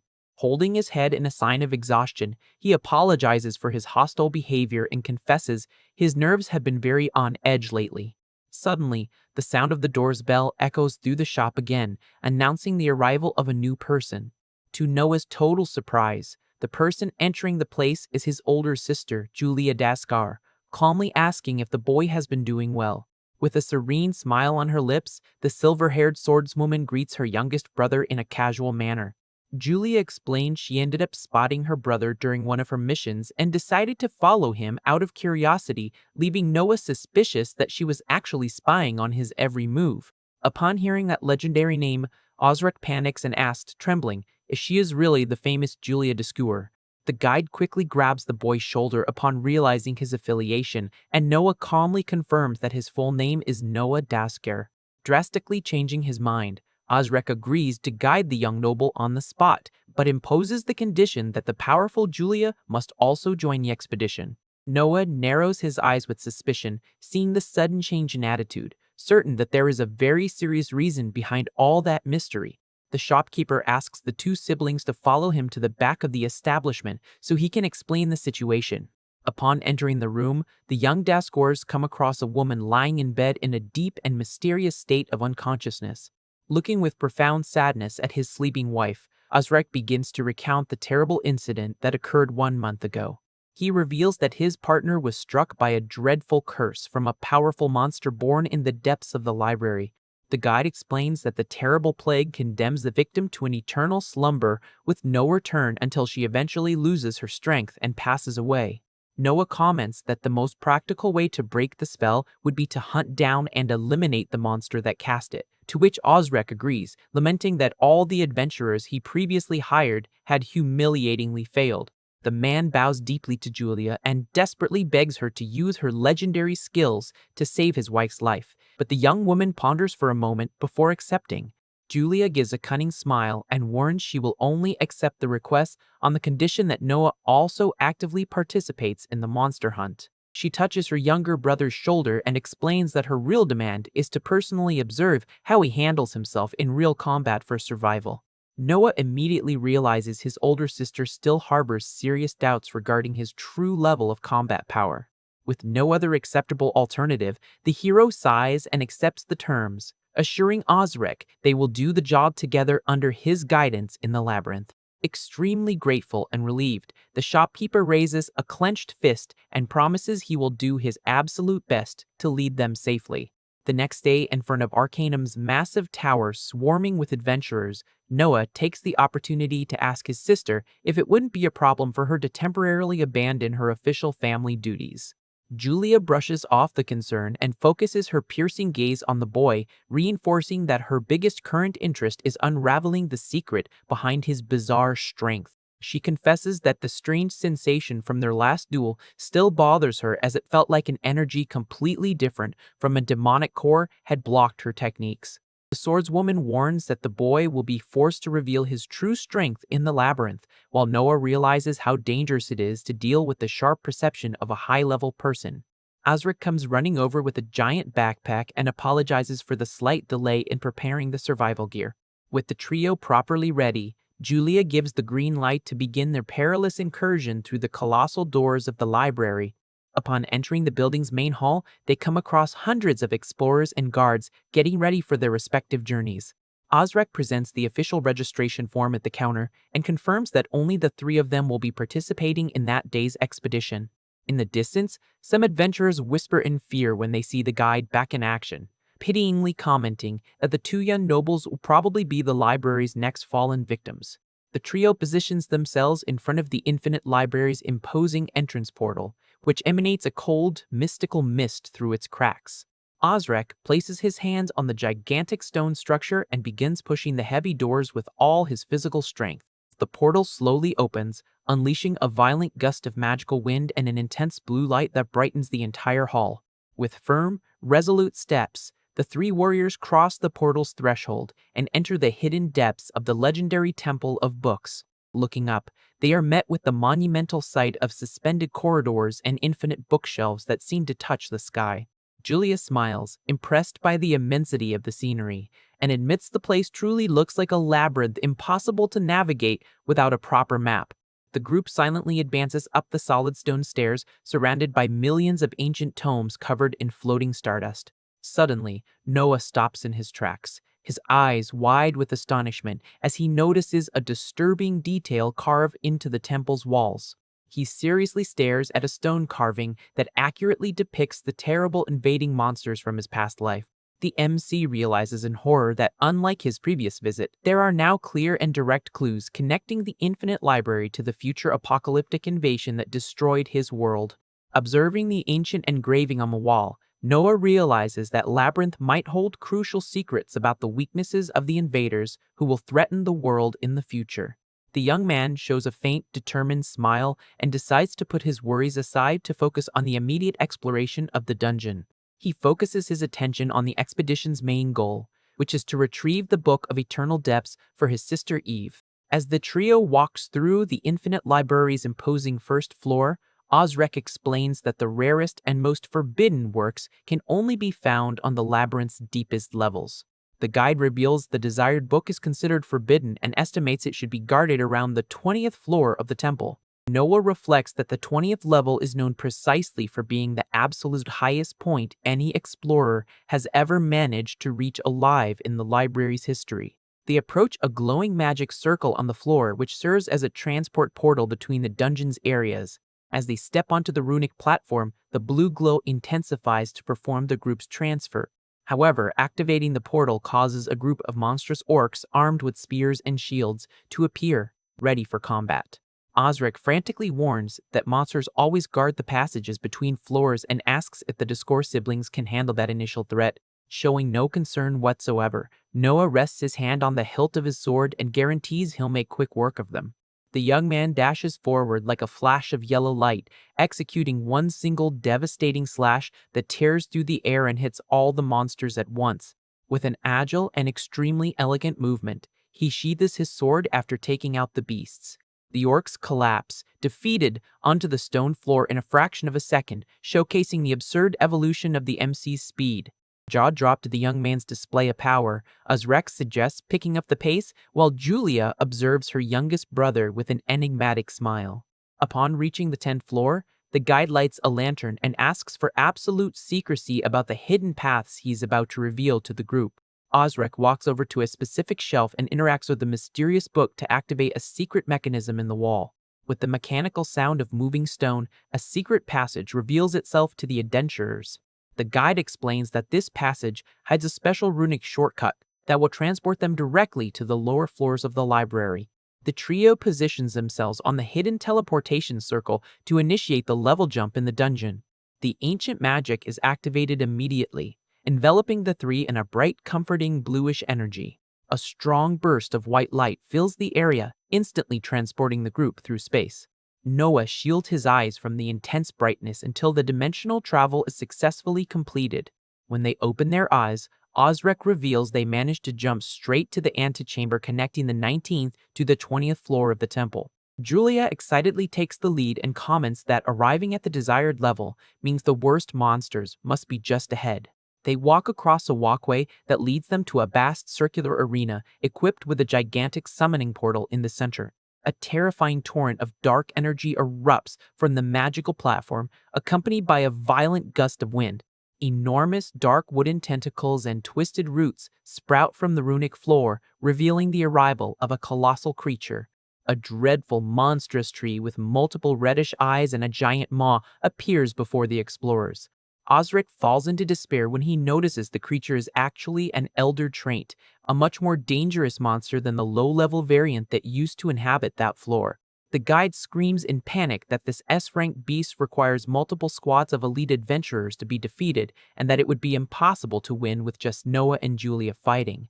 Julia lets out a casual laugh and mockingly asks where he got the idea that two people would need to fight that tree. She wields her sword with total confidence and arrogantly declares she is more than enough to finish the creature off by herself. The swordswoman dashes at absurd speed toward the colossal monster, leaving her two teammates behind. The elder trait reacts to the girl's advance by launching dozens of pointed branches like deadly spears to impale her. With impressive aerial acrobatics, Julia dodges each strike and destroys the gigantic branches with precise cuts from her blade. She nimbly runs up one of the monster's thick roots, heading straight for the wooden beast's glowing eyes. The young woman delivers a devastating horizontal strike directly to the enemy's central trunk in an attempt to destabilize it. However, the creature's giant central eye emits a sinister scarlet glow, indicating it barely felt the impact of the physical attack. As she flips back and lands on one of the branches, Julia admits, slightly surprised, that the monster's bark is incredibly resistant to common slashes.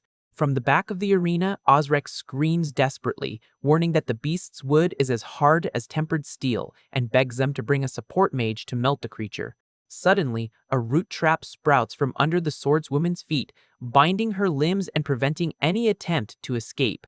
Completely immobilized by the wooden claws, the silver-haired warrior is hoisted into the air before the monster's menacing gaze. The elder trait gathers its enormous branch fists and smashes the spot where the girl is trapped in an attempt to completely crush her. Desperate over the imminent tragedy, Noah draws his weapon and runs toward the monster, screaming his sister's name.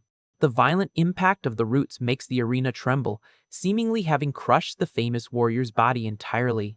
However, a gigantic column of black and red flames erupts from inside the wooden cocoon, activating the fifth form of the Shadow Flame style.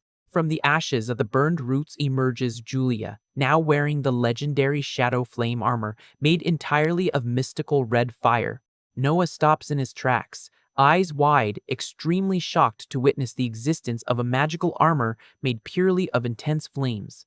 Raising her sword engulfed in dark, shadowy fire, the formidable warrior prepares to unleash the first form of the Shadow Flame style against the monster. Julia concentrates all her power and readies the first form of the Shadow Flame style, the Shadow Flame Sword Dance.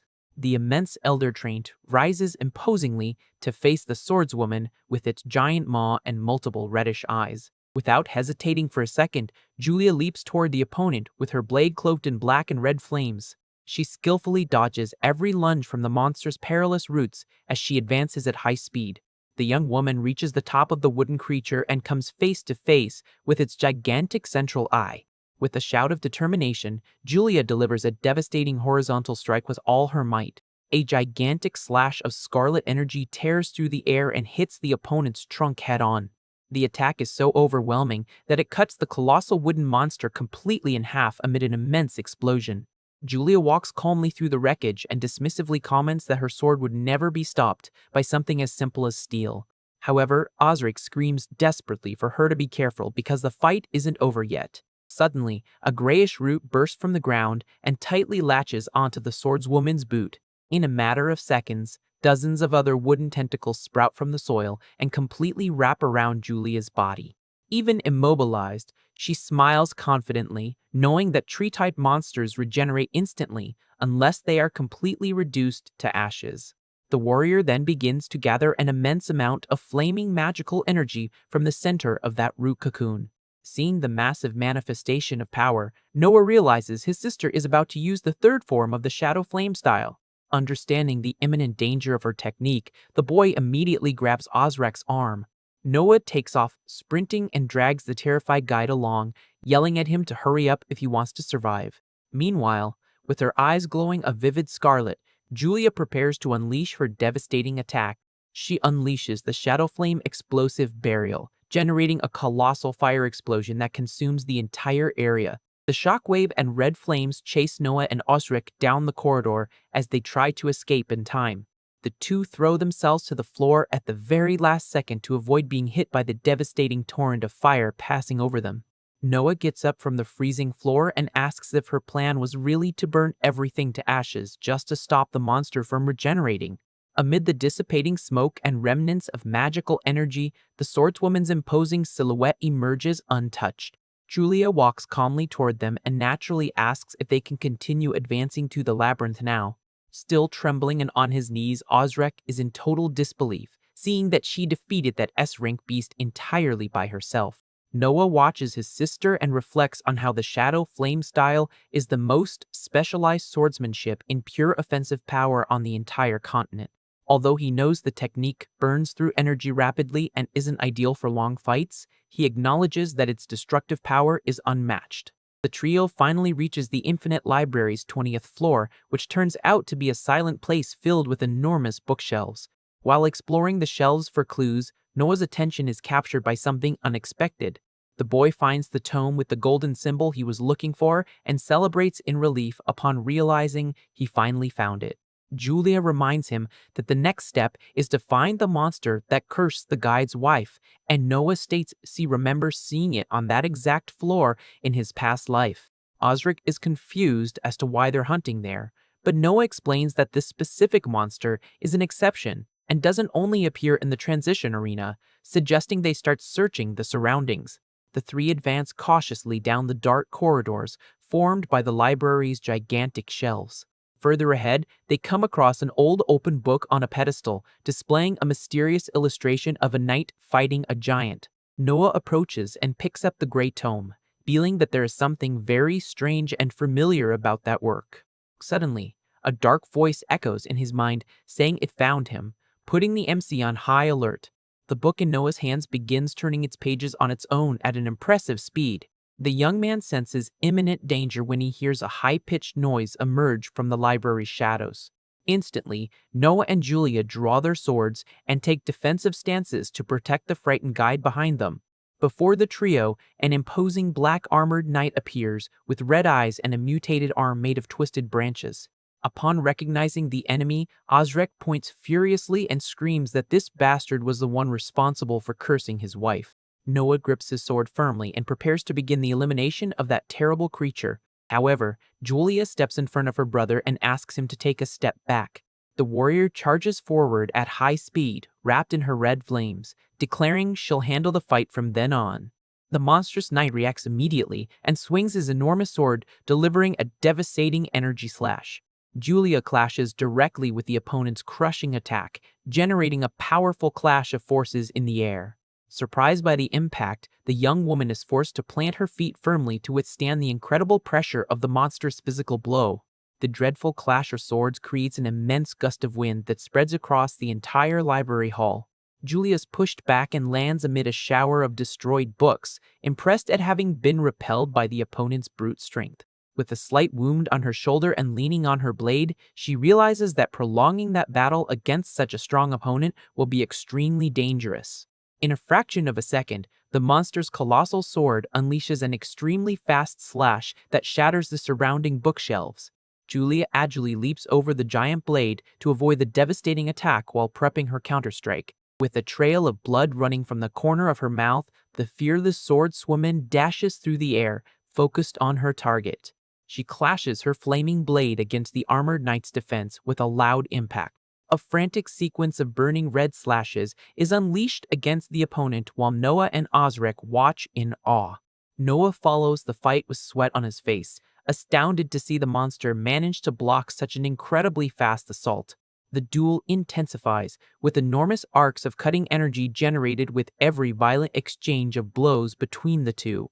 Julia falls back and lands in a crouch on the stone floor, trying to catch her breath after the physical strain of direct combat. She places her left hand on a magic circle on the ground to conjure her swordsmanship-style's second form.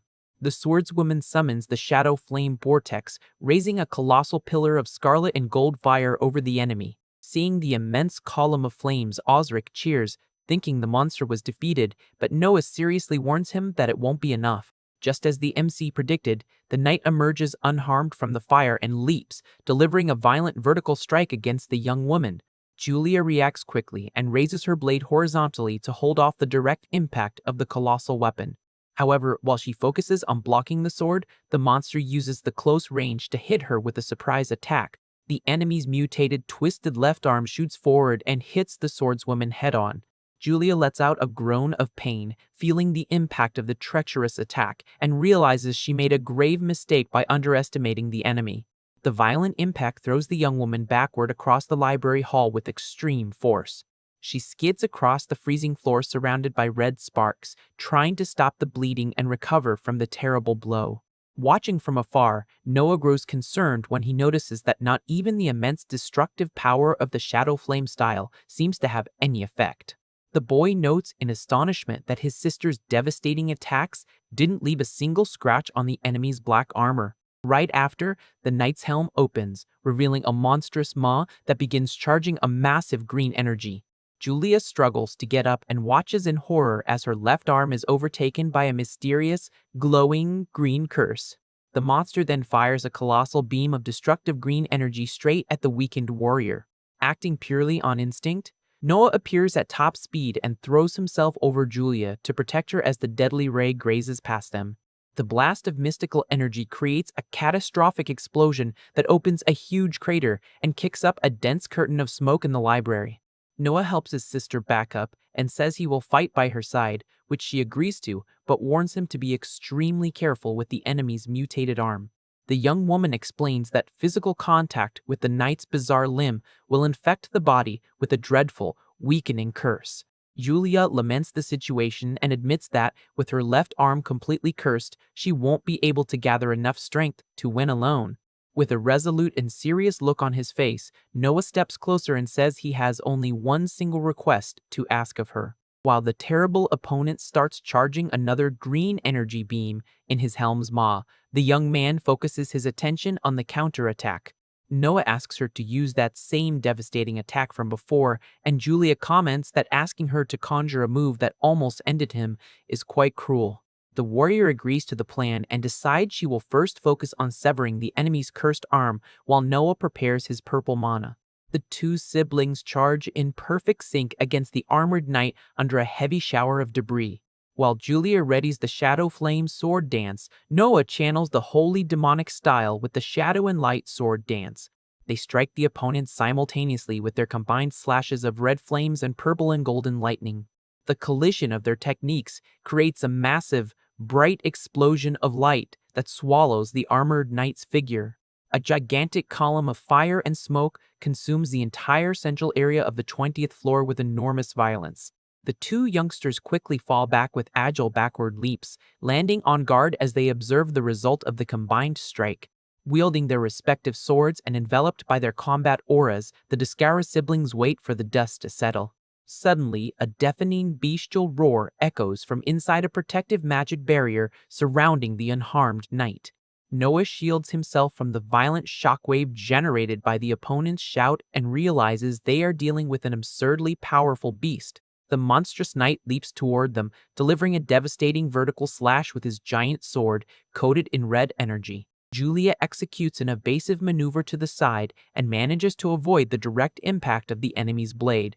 However, Noah is forced to use his sword wrapped in purple electricity to directly block the opponent's crushing charge. The MC grits his teeth and pushes himself to the limit to withstand the absurd pressure exerted by the knight's heavy blade.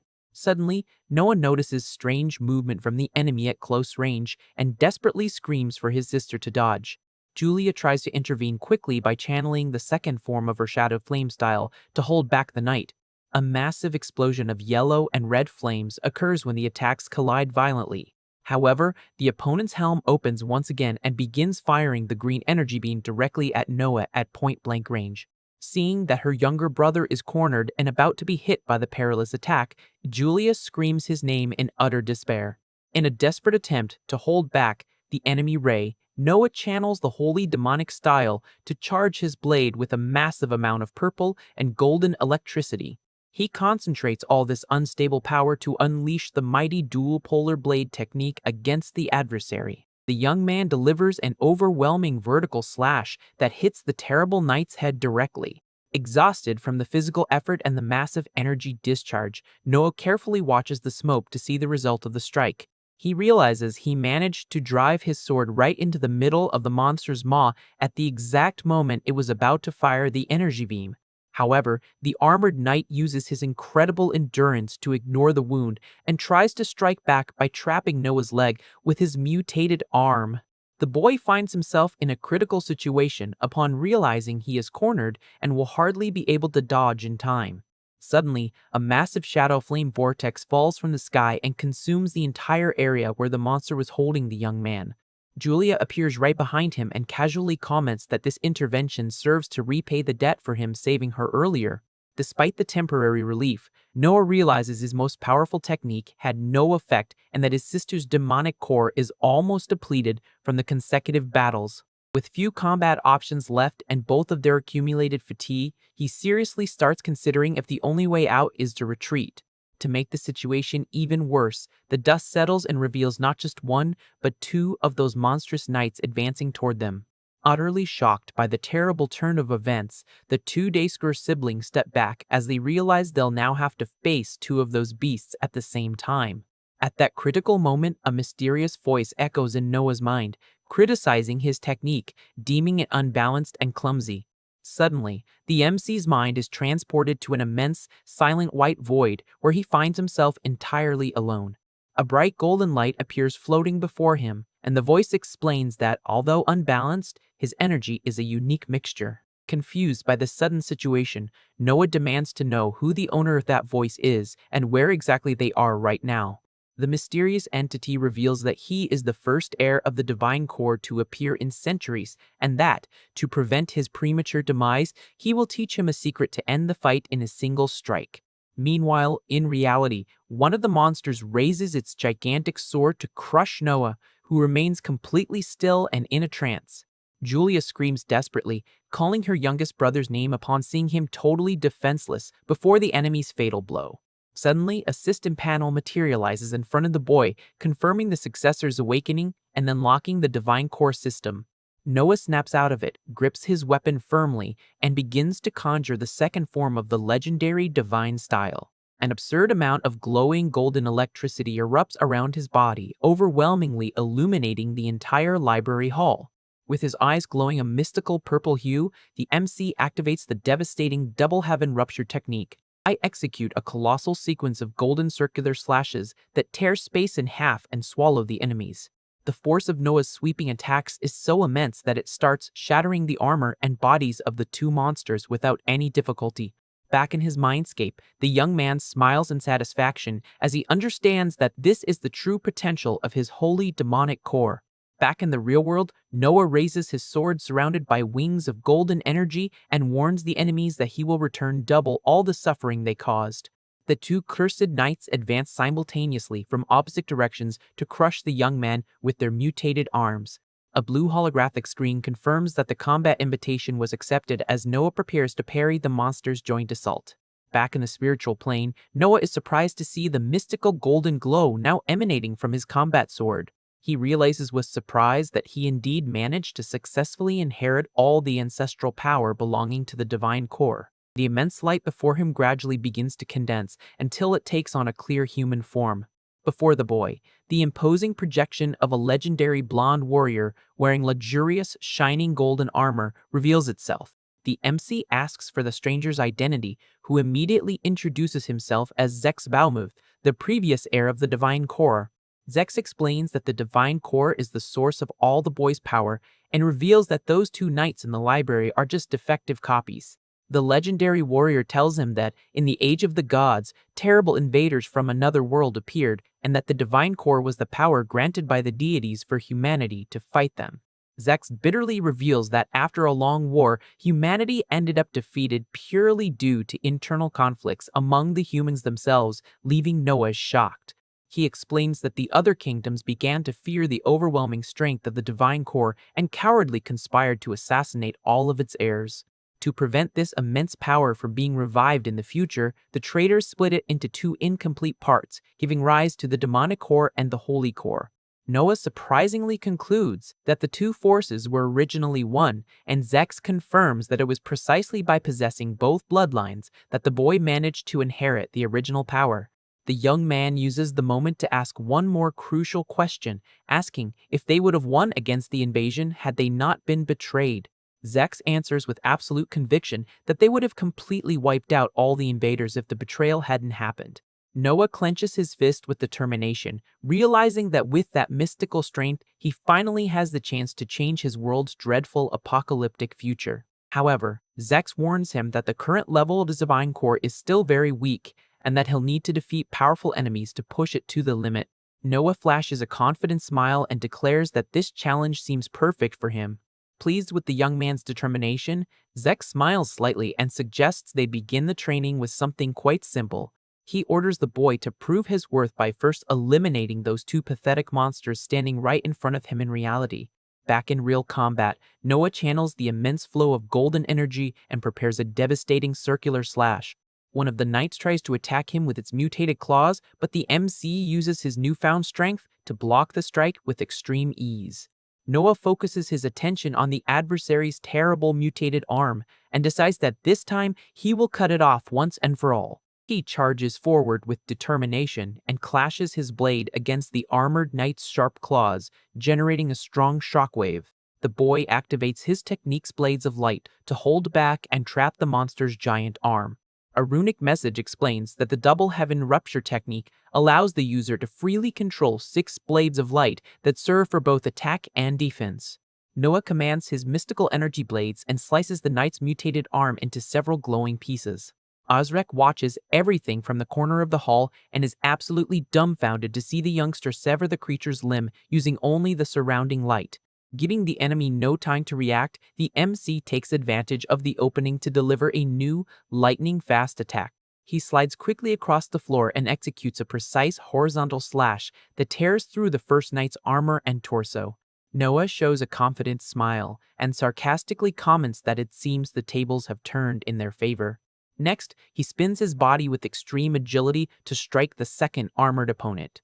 The second monster lets out a roar of agony as it's hit by the MC's devastating sequence of golden slashes.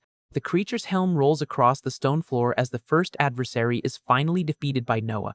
With a ruthless downward strike, the young man takes down the second opponent once and for all. Noah pauses for a brief moment to watch the dust settle, believing the fight is finally over.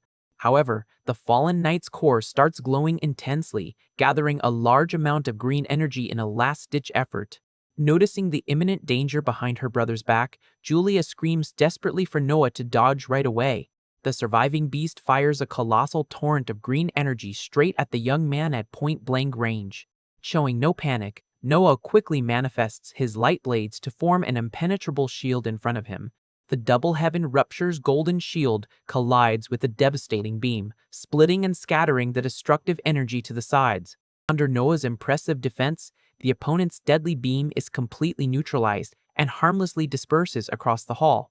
The adversary's mutated arm begins to shatter completely due to the failure of its own desperate technique. The young warrior remains standing imposingly, surrounded by his brilliant blades of golden energy. Still sitting on the floor, Julia watches the scene completely paralyzed with shock, seeing her brother emerge from that colossal attack without a single scratch. Noah assumes a firm stance and coldly declares that this is already the second monster defeated in the battle. He points his sword and makes the energy blades explode into a pillar of golden light that consumes the rest of the creature. The dreadful armored copy is totally disintegrated and reduced to ashes under the MC's impressive mystical strength. The enemy's massive sword falls lifeless onto the runic floor, signaling the definitive end to that exhausting combat. A system screen pops up confirming the elimination of the targets and announcing that the Divine Core has leveled up to level 2, granting the new skill, 5-color Eyes of the Holy Darkness. The panel displays a congratulatory message for him winning safely, making Noah wonder if those words were from Zax. The system adds by explaining that this is how the Divine Core grows stronger and advises him to make good use of his new power. The boy thoughtfully clenches his fist upon understanding that evolving through real battles is the secret to obtaining new techniques this powerful. Osric runs toward the young man, shouting out of pure emotion, and asks if he really managed to eliminate that terrible monster all by himself. Julia walks over to examine the enemy's remains and confirms it is indeed done for. The swordswoman looks at her own hand in relief, as she realizes the effects of the terrible green curse have also completely vanished from her body. Noah smiles at the guide and guarantees the curse afflicting his wife must have been broken as well, suggesting they head back home quickly. Julia walks up to her youngest brother and comments that he really looks nothing like the weak, 2-star warrior he used to be until recently. She stares at him inquisitively and asks where exactly he learned such a peculiar mystical technique. Met with his silence, the young woman accepts that he can't reveal the secret and explains that there are different schools of swordsmanship focused on handling the demonic core. Julia mentions Kyle Olsen's magic sword style, which serves as the fundamental basis for all warriors. Then, she brings up her own style, the Shadow Flame style, purely specialized in offensive power. She goes on listing the Shadow Lightning style used by Seascale Core, primarily focused on extreme speed. And finally, she cites the mysterious Abyssal style, whose main specialty is using tricks and combat camouflage. Julia concludes, intrigued, stating that Noah's techniques don't belong to any of these known schools, and asks what he is hiding. The two siblings stare at each other in silence for a few moments, sizing up one another's intentions. Julia flashes a faint, mysterious smile and decides to let the subject drop for now.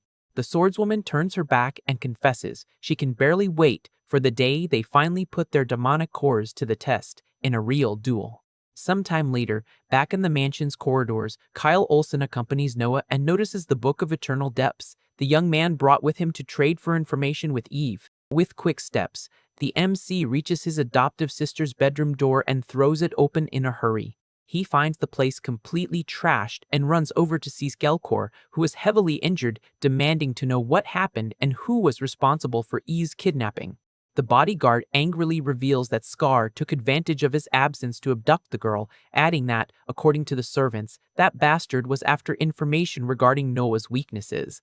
Eve's maids cry in fear, worried that Scar forcibly took their mistress to extract the info he wants by any means necessary.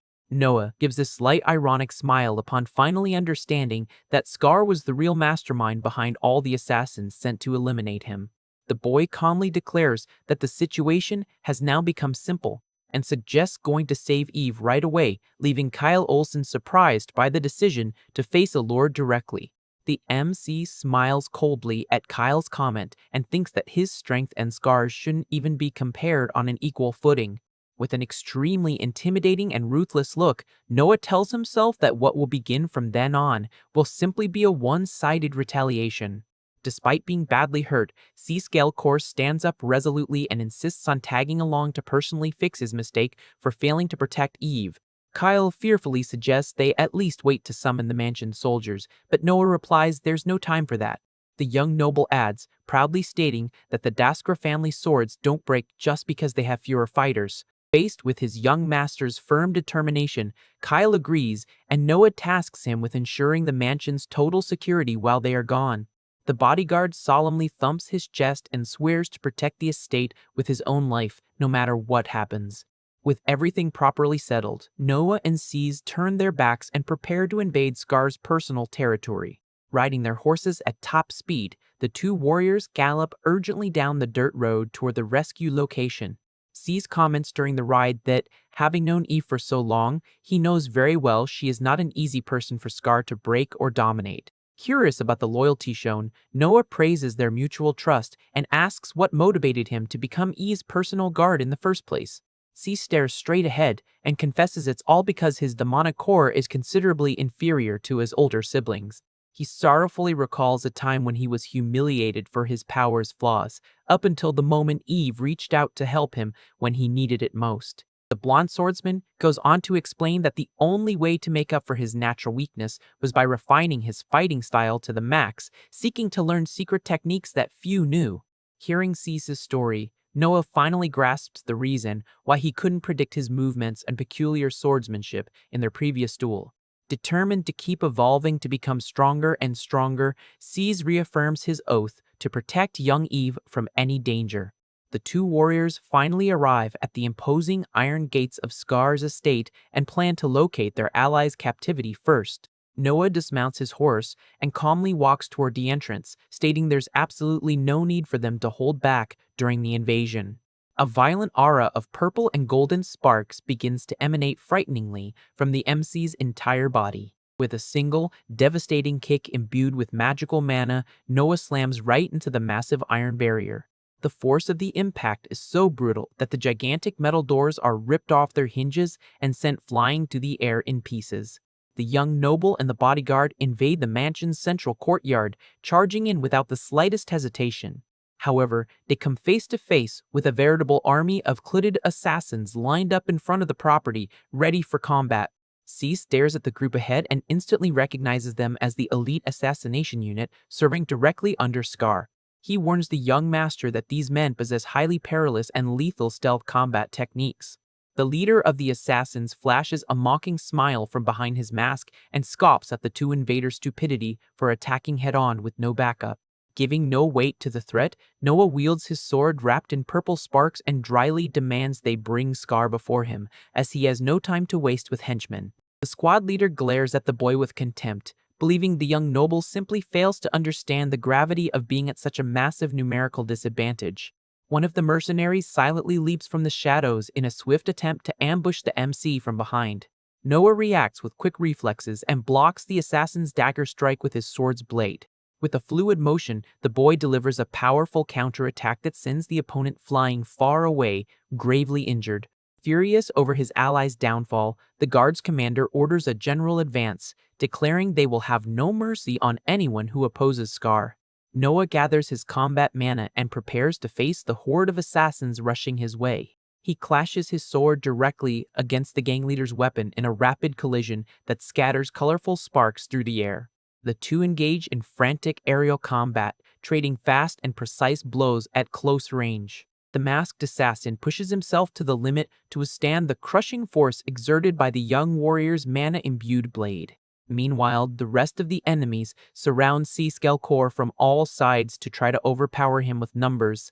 The skilled guard leaps into the air nimbly to dodge the coordinated blades, trying to hit him simultaneously on the ground. Enveloped in a violent storm of blue lightning, he activates the third form of the Shadow Lightning style. C's unleashes the Shadow Lightning Cutting Flash, driving his sword into the ground and generating a massive electrical discharge in the area. A powerful blue shockwave sweeps across the courtyard with extreme violence, sending all surrounding opponents flying. Several mercenaries scream in agony as they are struck by the destructive lightning, collapsing knocked out on the stone floor. C's lands gracefully surrounded by sparks of electricity and loudly challenges the remaining enemies to come at him all at once. Keeping an eye on the fight from the corner of his eye, Noah is relieved to realize he can leave that whole wing of enemies to C's. Taking advantage of the boy's momentary distraction, the assassin leader rushes at high speed to deliver a surprise dagger strike. At the very last millisecond, a strange runic scroll is thrown into the air right in the middle of the path between the two combatants. The magical paper instantly combusts, activating a red circle on the ground that glows intensely to unleash a new peril. Noah notices a strange red glow appearing beneath his feet and wonders what that sudden magic activation is all about. The assassin channels a dangerous secret technique that begins to coat his sword in a dense, sinister-looking purple energy. Leaping from above with his weapon drawn, the invader reveals that this mysterious technique was created specifically to take out the members of the Daskur family. Noah activates his passive eye skill to carefully analyze the profile and capabilities of the dangerous opponent mid-attack. The system reveals that the adversary is named Vault Grave, a skilled warrior with a 6-star swordsmanship level and the successor of a secret sealing technique. To defend himself, the MC quickly prepares the Divine Style, attempting to counterattack with the second form of his swordsmanship technique. However, Thoughtgrave manages to intercept Noah's weapon with a precise strike that unleashes sparks of purple energy. Noah lets out a groan of pain as he feels an extremely strange sensation spread throughout his entire body after the direct impact. The assassin quickly backs away after retreating from the clash of blades, leaving a trail of mystical energy in the air. The young noble realizes in a panic that he cannot use his combat techniques, as that mysterious attack temporarily sealed the movements of his demonic core. Thoughtgrave mocks in from behind his mask and warns him not to think he could defeat them using only common swordsmanship techniques. Gelkor quickly runs to Noah's side to help him face the imminent threat. The blonde bodyguard analyzes the courtyard and points out that they are at a terrible numerical disadvantage with so many enemies approaching. Observing Noah's situation, Siege recognizes the gravity of facing such a problematic skill that nullifies the use of demonic cores. Knowing that time is short, Siege volunteers to hold off the henchman alone in the courtyard and orders the young master to move forward without hesitation. The loyal warrior tells Noah not to worry about him and tells the young man to run and give Scar a beatdown and rescue Eve once and for all. Even though he's worried about his ally, Noah accepts the decision and prepares to run toward the mansion's entrance. With a swift leap, the MC dodges the assassin's blades and charges with determination through Scar's courtyard. Noah runs at high speed toward the main residence while the elite squad tries to pursue him without success. C shows a confident smile and thinks that, even with his demonic core sealed, it will not make any difference as long as he can still use earth magic. The blonde warrior channels his power and makes a huge stone pillar emerge from the ground to launch one of the enemies into the air. C's activates the stone path magic, creating a gigantic rocky ramp that crushes the opponents with devastating force. He yells loud and clear to catch everyone's attention, falsely ordering them to search the isolated residence since it is the most suspicious place there. Thoughtgrave notices the maneuver and shouts furiously that he will not let Noah pass, ordering his men to pursue the young heir immediately. But before they can move, a gigantic wall full of stone spikes violently erupts from the ground to take down several assassins. The masked leader clicks his tongue in deep irritation upon seeing his path blocked by that spiky rock barrier. Before him, a literal forest of massive stone spikes appears in the courtyard, keeping the rest of the mercenaries completely cornered and defeated. Thoughtgrave stares at the destruction around him, completely shocked by the tremendous magical force shown by the opponent. C's holds out his hand with disdain and ironically asks if the assassin shouldn't be focused on fighting him instead of focusing on Noah. Meanwhile, inside the mansion, Skardaskur questions Eve about what Noah's true secret is that she tries so hard to hide. Tied with firm ropes to a chair, Eve answers with disdain that it will be useless to keep asking that no matter how many times he tries. Scar smiles sadistically and threatens to use her maids as hostages to make her talk either way. Eve looks at the villain with deep disgust and states that having garbage like him as a younger brother is the biggest humiliation of her life. Scar turns abruptly toward the window upon hearing extremely loud noises of a clash coming from the outside of the property. The young prisoner smiles as she realizes that Noah has finally arrived, but Scar only mocks his brother's foolishness for deciding to invade the place head-on. Eve stares at her rival brother with mockery and calmly comments that he still understands absolutely nothing about their youngest brother. She explains that cowardly and cheating methods do not suit the Daskauer family, and that Noah carries with him the most important thing of all, his pride. Scar lets out a psychotic laugh and says that he will finally be able to see his youngest brother's real strength up close. Irritated by Eve's boldness, the villain calls her an insolent woman and draws his golden sword to prepare for the imminent combat. Suddenly, the side wall of the room is completely shattered when Noah triumphantly invades the chamber. Noah stares at the two nobles in the room while Scar looks at him in shock, and Eve lets out a slight smile of relief at seeing her youngest brother. Standing imposingly with his sword in hand over the rubble, the MC calmly greets his half-sister. Eve smiles affectionately and jokes, saying that he took quite a while to rescue her from that uncomfortable situation. Scar points his blade directly at the invader and shouts Noah's name, taken over by an uncontrollable fury. Noah raises his sword resolutely and says coldly that it is time for them to settle that rivalry once and for all. The tension between the Descore family heirs reaches its peak inside the silent mansion as both prepare for the decisive duel. Scar stares at his youngest brother seriously and asks if he is really that sure he wants to settle that dispute right now. The villain smiles arrogantly and asks with disdain if Noah really believes he has any chance of beating him in a direct fight. With a calm and provocative smile on his face, the MC simply replies that he is absolutely sure of it. Furious at the youngest's audacity, Scar shouts in anger and charges forward with everything, unleashing a swift strike enveloped in black and purple flames to start the battle. Scar fiercely charges at Noah, and the two swords collide with such violence that purple and blue sparks cover the room. The shockwave resulting from the violent impact is so powerful that it destroys the wall and throws both of them out of the mansion. Even while falling toward the courtyard, the two rivals keep exchanging fast and punishing blows in the air amidst the debris falling from the wall. They land agilely on the stone floor of the outer courtyard, sliding backward to re-establish their combat stances.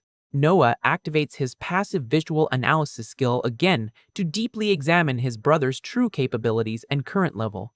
The system screen reveals that Scar possesses 7-star swordsmanship and an impressive 8-star demonic core, besides being the creator of the abyssal style.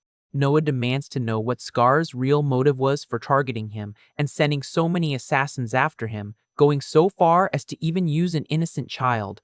With a sarcastic smile on his lips, Scar only mocks him by saying that the answer to that question should be completely obvious. Shouting that Noah makes him extremely irritated, the villain charges furiously with a sword imbued with a dense purple mana. The MC reacts quickly and masterfully blocks the charge, generating a massive explosion of golden light with the clash of the blades. At that moment, Noah realizes in surprise that the seal on his demonic core has been undone and deduces that this happened because he stepped out of range of the runic circle inside the mansion. Scar unleashes successive slashes while furiously complaining that their father acknowledged the youngest even though he is so weak. The young noble focuses entirely on defense to hold back the fast and heavy strikes trying to break his guard. Consumed by hatred, Scar yells for his brother to perish while his dark demonic aura expands terrifyingly. Noah executes a perfect dodge by sliding under the villain's horizontal slash, avoiding being hit by the dangerous blade. With a swift backward movement, the MC distances himself to catch his breath and analyze his opponent's attack pattern. He internally acknowledges that Scar's swordsmanship is truly formidable for mixing confusing feints with very practical and underhanded real strikes. Scar points his massive sword and proudly declares that Noah will just be the stepping stone he needs to win the dispute for the family's succession. The antagonist channels his dark mana to activate the third form of his combat style, known as the Abyssal style. He summons the Phantom Legion, Night March, causing a terrifying army of skeletal warriors to emerge from the purple mist. The monsters advance relentlessly, but Noah slices through them with extreme ease using precise slashes of his light-bathed sword. The MC stares at the dark army and wonders if those skeletal creatures are just a cheap distraction from Scar. One of the undead leaps by surprise from behind Noah to try to stab him in the back with an old iron sword. Noah notices the enemy presence in time and quickly spins his body to defend against the treacherous ambush. He blocks the skeleton's attack at the last second, keeping his stance firm against the opponent's weight. Gritting his teeth from the effort, the young noble notes that it is not a common magical illusion, since the monsters have actual physical mass. More and more skeletal warriors run toward the young man with their weapons raised, ready to overwhelm him.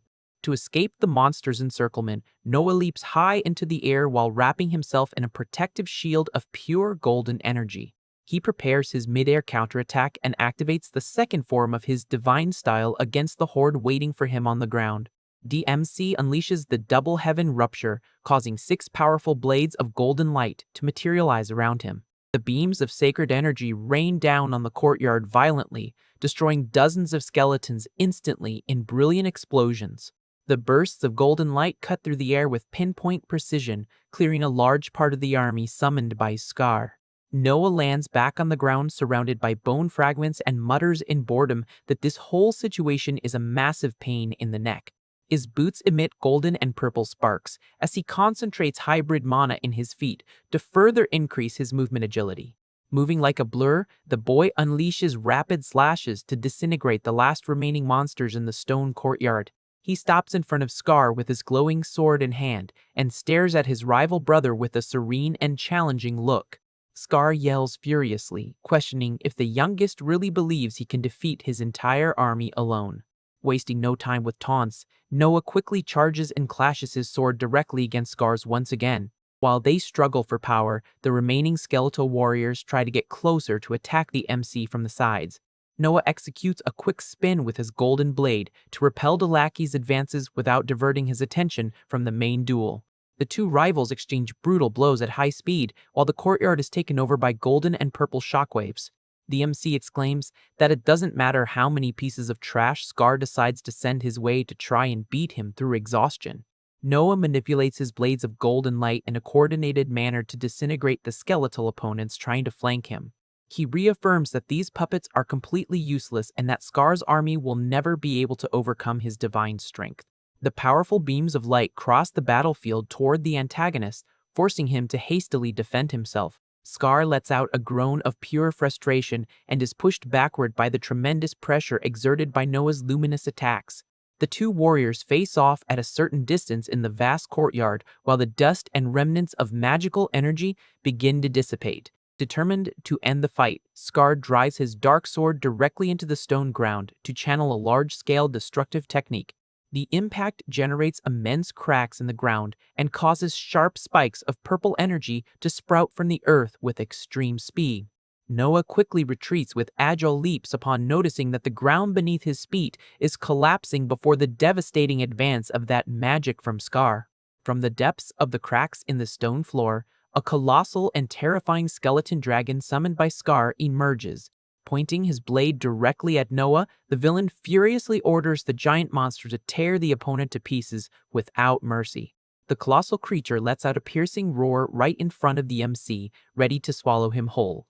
However, instead of being scared, Noah shows a confident smirk and decides to test his newly acquired skill. The blue runic system notifies that Noah has reached level 12 of his divine core and unlocked the passive technique of the 5-color eyes of sacred darkness. The young heir readies his sword and channels the mystical energy necessary to execute the 5th form of the divine style. Upon activating the mystical skill, Noah's pupils glow intensely in a multicolored pattern of divine energy. With an impressive leap, the MC easily dodges the dragon's frontal charge and rises into the air. Noah floats majestically above the giant creature's head while it tries to locate him high above the courtyard. Then, he plummets at high speed, aiming directly at the top of the opponent's head with his energized sword. The MC's multicolored mystical gaze clashes directly with the reddish and gloomy glow of the skeletal beast's eyes. Upon striking the monster's head, Noah injects his sacred mana to directly interfere with the control of Scar's summoning technique. The gigantic skeleton dragon ceases its attacks and becomes completely docile, now serving as a mount for the MC under Scar's astonished gaze. Scar falls into complete despair and desperately yells for the beast to snap out of its trance and destroy the youngest immediately. Noah calmly explains that it is useless to try to take back command, as his divine eyes deciphered the enemy technique and assumed total control over the creature. The young man mocks him, stating that the beast is now his subordinate, leaving Scar infuriated to the point of screaming at his brother's tricks. Consumed by extreme hatred, the villain draws his weapon and activates the 1st form of his abyssal style to try and turn the tables. He fires the piercing Shadow Fang technique, launching a violent blast of purple energy directly at his own dragon. A massive magical explosion consumes the area, completely destroying the colossal summoned creature in a rain of dust and debris. In the midst of the smoke from the impact, Scar tries to take advantage of the distraction to land a surprise strike with his sword against Noah. The villain still tries to understand how the youngest managed to nullify and steal control of his most powerful technique so simply. Unwilling to accept defeat, Scar insists on using the first form of his dark swordsmanship style again. He concentrates all his remaining energy to unleash another long-range, punishing charge against the MC. Another massive detonation of dark mana shakes the property's courtyard, raising an immense curtain of gray dust. But Noah quickly appears behind Scar and delivers a deep slash to his rival's back, making him cough up blood from the force of the impact. Badly injured and on his knees on the ground, the antagonist realizes he has no other choice but to resort to an extremely desperate method. Scar pulls a small silver flute from his robes and begins to blow the instrument to activate a forbidden spell. An immense and sinister portal of magical energy and blue lightning suddenly opens right in the middle of the mansion's courtyard. From inside the mystical portal, two hooded assassins emerge, holding Eve Daskor hostage at the point of their sharp swords. Scar shows a sadistic smile and asks Noah if he hadn't come there precisely to rescue their sister. The leader of the mercenaries presses the cold blade directly against Eve's neck to pressure the MC into surrendering. Scar warns coldly that if Noah takes a single step, the young hostage will end right there, drawing an expression of pure fury from the youngest. The villain adds to his disgusting blackmail by promising to free Eve as soon as he finishes taking down Noah personally. Unable to attack because of the imminent threat, the young noble grits his teeth in deep frustration as he tries to come up with a plan. Suddenly, a gigantic and devastating column of crimson energy plummets from the sky right into the middle of the stone courtyard. Scar is startled by the violence of that sudden attack and wonders where such a display of magical power came from. When the dust settles, Damien Dasker emerges imposingly on the spot, wearing his heavy black armor and carrying his giant shield. Scar and Noah are completely paralyzed with shock upon recognizing the intimidating presence of their older brother there. Damien states coldly that Eve had already announced her non-participation in the war for succession and that Scar should respect that decision. Still trying to maintain a pose of superiority, Scar shouts irritably, questioning what Damien has to do with that specific situation. With his red eyes glowing intensely in a crimson aura, Damien warns that he will eliminate Scar personally for breaking the family's laws. Scar clicks his tongue in deep irritation upon realizing that his advantage with the hostages was completely nullified by the older brother's arrival. The villain glares at Damien with deep hatred in his eyes and yells at him not to dare underestimate him like that. Scar stands up resolutely and reminds everyone that this dispute is a sacred combat where their demonic cores are at stake. The antagonist furiously claims that he will let absolutely no one interfere in his path, regardless of who the opponent is. However, Eve smiles calmly behind Damien and points out that interfering in a duel for the demonic core also constitutes a clear violation of the rules. Damien agrees with his sister's observation, lowers his weapon, and orders Noah and Scar to finish their fight with all their might while he watches the outcome. Confident and free from distractions, Noah once again wields his purple sword and invites Scar to resume the fight from where they left off. The MC smiles provocatively and asks if his brother would be incapable of fighting for real without relying on defenseless hostages or children. Scar grits his teeth with deep resentment upon realizing that all his siblings continue to treat him with absolute contempt.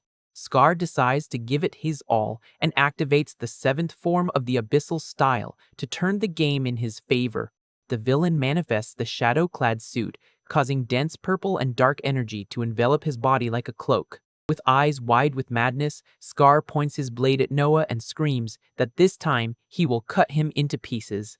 Noah prepares for the charge and reflects that the abyssal style specialty is confusing the opponent's senses during the fight. He concludes that if he attacks aggressively without giving the opponent any opening, he will be able to maintain the upper hand in the combat.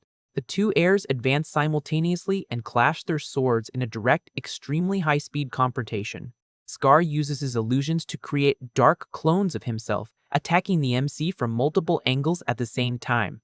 Noah reacts by activating the double heaven rupture, making his blades of golden light spin around him to defend him. He launches the barrage of golden slashes, but Scar manages to dodge with quick and fluid movements through the shadows. The MC is momentarily shocked to realize that his rival was able to block and escape his double heaven rupture. Without giving Noah time to breathe, Scar prepares the fourth form of the abyssal style. The villain unleashes the invisible slash, generating a violent spiral of highly destructive red and dark energy blades. Noah tries to defend himself by crossing his sword in front of his body, but he is bombarded by the overwhelming force of the enemy's technique.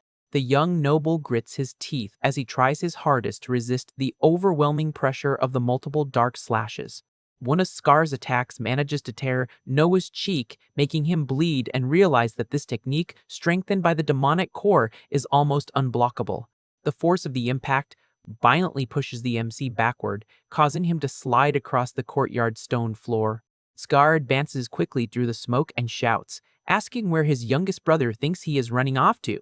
The two return to exchanging fast blows in the air, generating violent explosions of golden and purple energy all over the battlefield. Noah lets out a groan of pain as he feels the weight of exhaustion and the accumulated damage on his body begin to take its toll.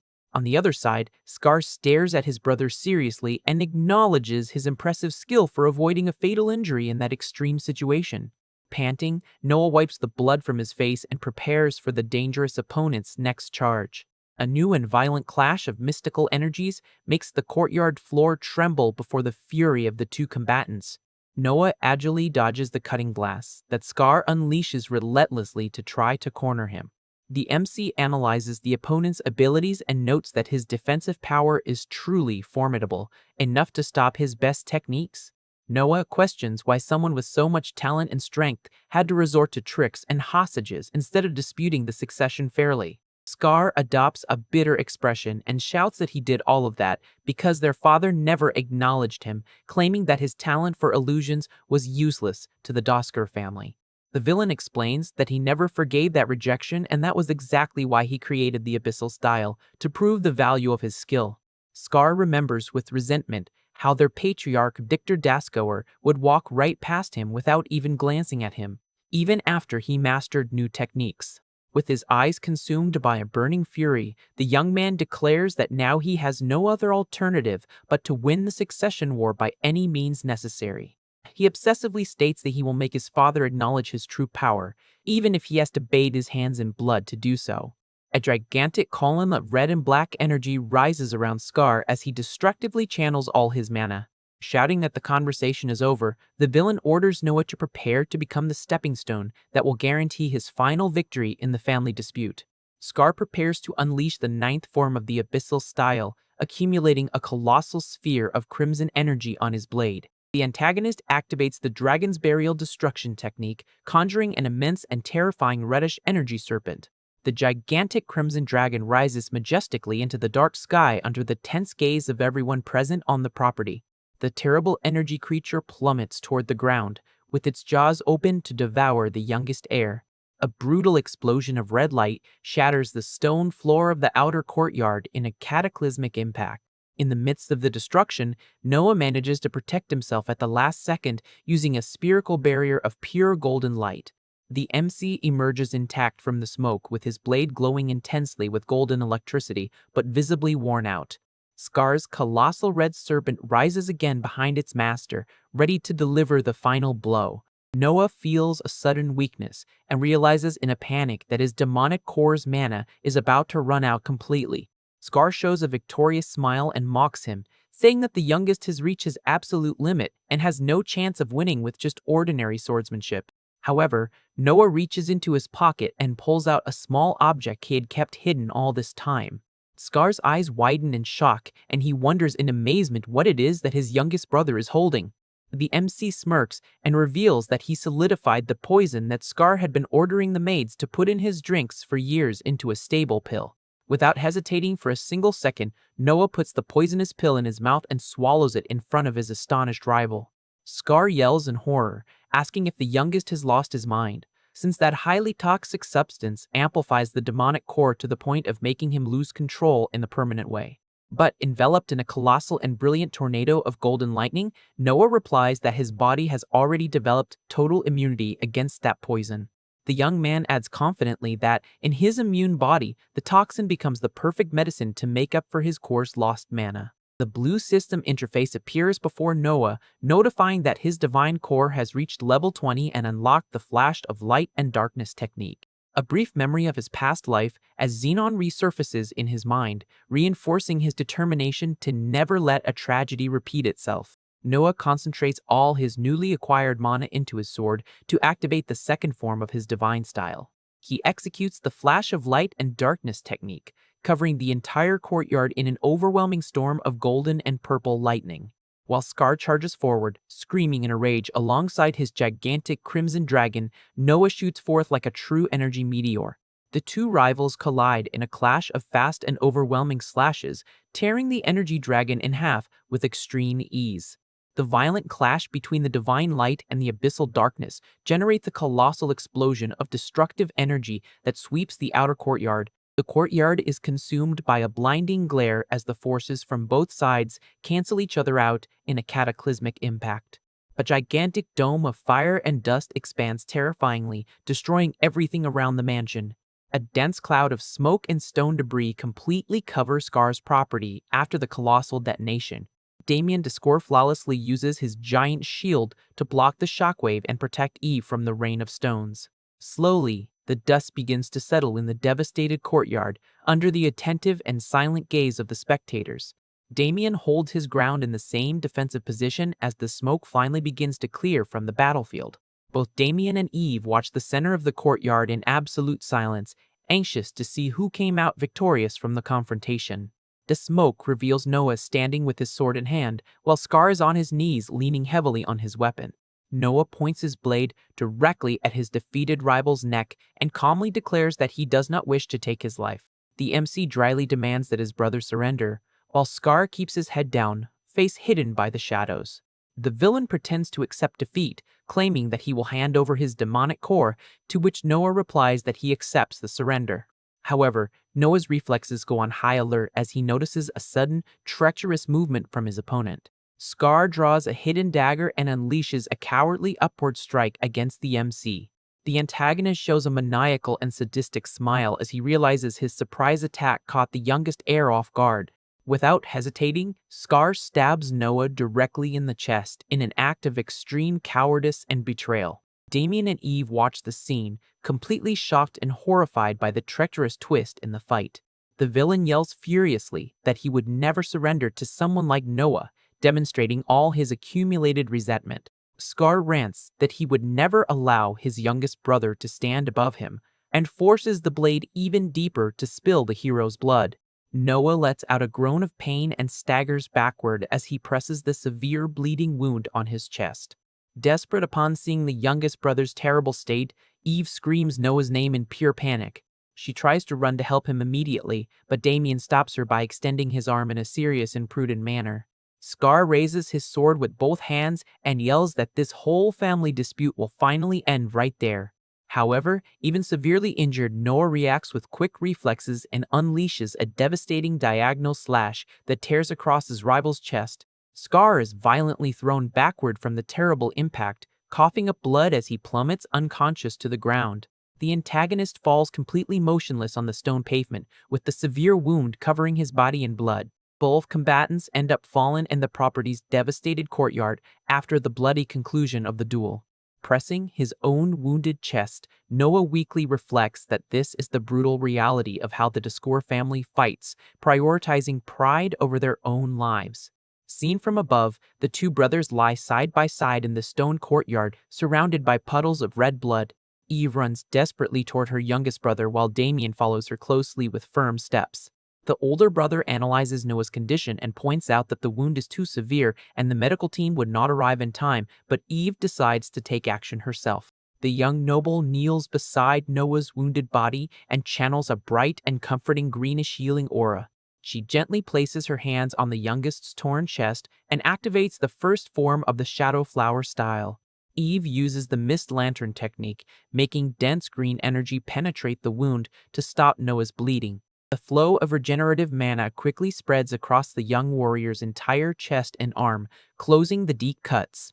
Little by little, Noah begins to regain consciousness and opens his eyes as he feels the warmth of his half-sister's healing magic. Sitting up with difficulty, the MC looks at Eve in surprise, and she comments with a smile that she may not be good at combat, but she knows how to handle demonic cores very well.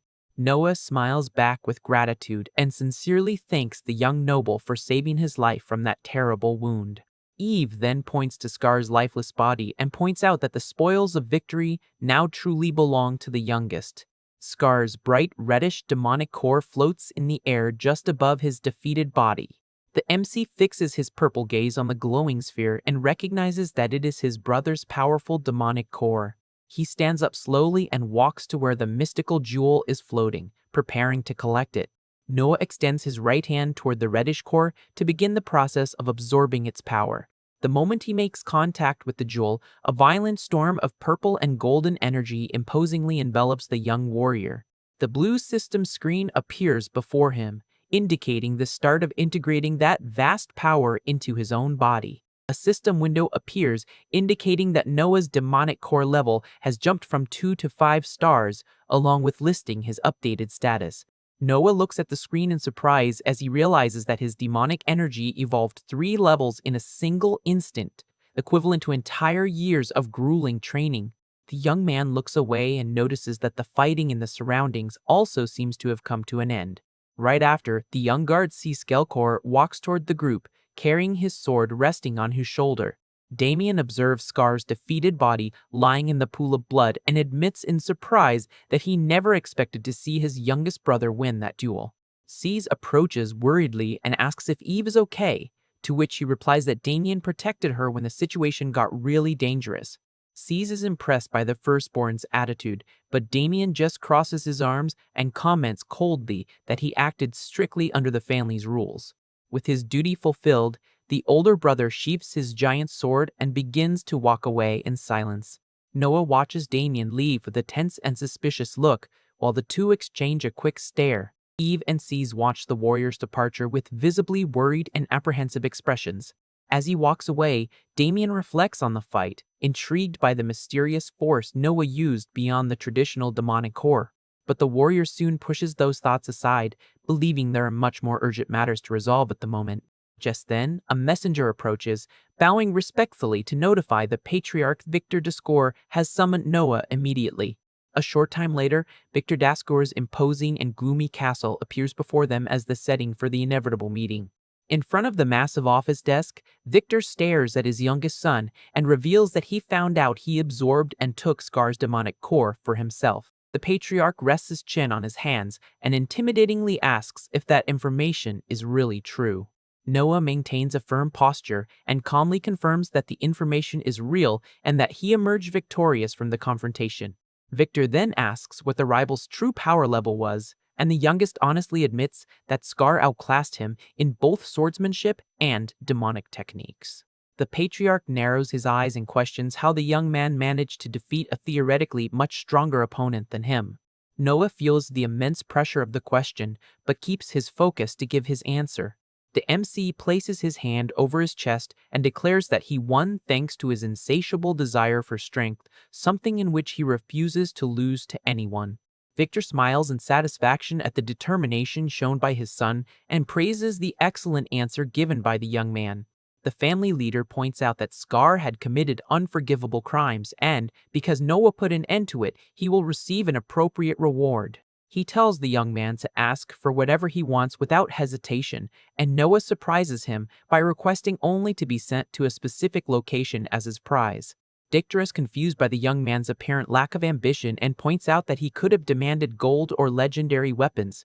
However, Noah replies with conviction that what he will gain at this destination will be infinitely more valuable than mere material wealth. Understanding that it is all part of the youngest's insatiable quest for power, the patriarch accepts the request and asks what the desired location is.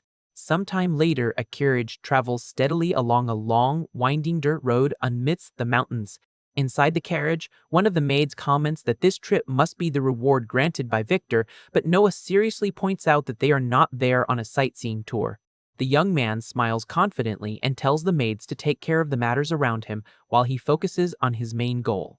The young women, Lydia and Selena, gladly agree and state that they will handle everything with total dedication. Suddenly, Selena is startled by a sound and lets out a surprised gasp as she looks out the window. The maid waves excitedly at the outside and lets everyone know that their destination is finally visible on the horizon. Noah looks out the window and murmurs in relief that they have finally arrived at the legendary city built by the ancient alliance between humans and dragons. On the horizon rises the colossal and majestic Draconia, the fabulous city of the dragon's nest, surrounded by winged creatures crossing the skies.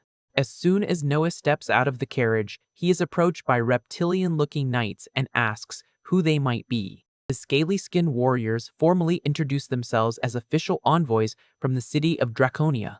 The dragon men mount their horses and offer to guide Noah's group the rest of the safe way to the city. However, in the middle of the journey, Noah's heightened senses go on high alert as he picks up a suspicious presence nearby. The MC stares at the mountainside with suspicion as he hears the echo of heavy footsteps approaching rapidly. Noah tries to stay calm in front of the guides, but the imminent danger soon reveals itself violently. Gigantic red creatures plummet from the cliffs, shouting that they have finally found the heir sent by the influential Daskauer family. A hulking monster lands roughly in the middle of the dirt road, kicking up a dense cloud of dust upon impact. Several other red-skinned horned warriors appear, completely blocking the path of Noah's group. The envoys from Draconia draw their swords in panic as they recognize the violent ogre clan and order Noah to retreat immediately. Noah draws his weapon and analyzes the situation, realizing that the ogre clan is the rival race disputing total control of that region with the dragon men. While the ogres value war and brute conflict, the dragon men prize order, maintaining a bitter war that has lasted for decades between the two species. One of the envoys explains that the attack has the clear goal of sabotaging the support offered by the Discord family, and the young man says he understands the gravity of the situation. Turning around quickly, Noah firmly orders Lydia and Selena to get inside immediately and protect themselves within the carriage. Meanwhile, the imposing ogres advance, mocking the weakness of their opponents and claiming that the city of Draconia has truly hit rock bottom to rely on a kid as reinforcements. The giant ogre glares at the young man dismissively and warns that he has no interest in wasting time with weaklings, suggesting he turn back immediately if he wants to be spared. Noah simply flashes a sarcastic smile in the face of his opponent's clear provocation. The MC channels his bright golden and purple electricity around his body and returns the exact same words, saying he will spare the monster if he decides to run away right at that moment. Completely enraged by the young man's audacity, the ogre roars, calling him an arrogant brat as he flexes his monstrous muscles. The gigantic reddish warrior charges toward Noah, furiously yelling that he is going to crush every bone in his body. The creature's violent charge hits the ground with full force, generating a massive explosion of dust and debris that covers the MC. Extremely nimbly, Noah unsheathes his blade under the electric glow of his protective aura. The monster clasps its massive fists together in a devastating downward blow, intending to crush him once and for all. However, Noah leaps high into the air at the last millisecond, perfectly dodging the terrible impact that shatters the ground below. Seen from above, the destructive attack completely cracks the stone ground in a huge diameter, but Noah remains floating safely in the sky, wrapped in magic.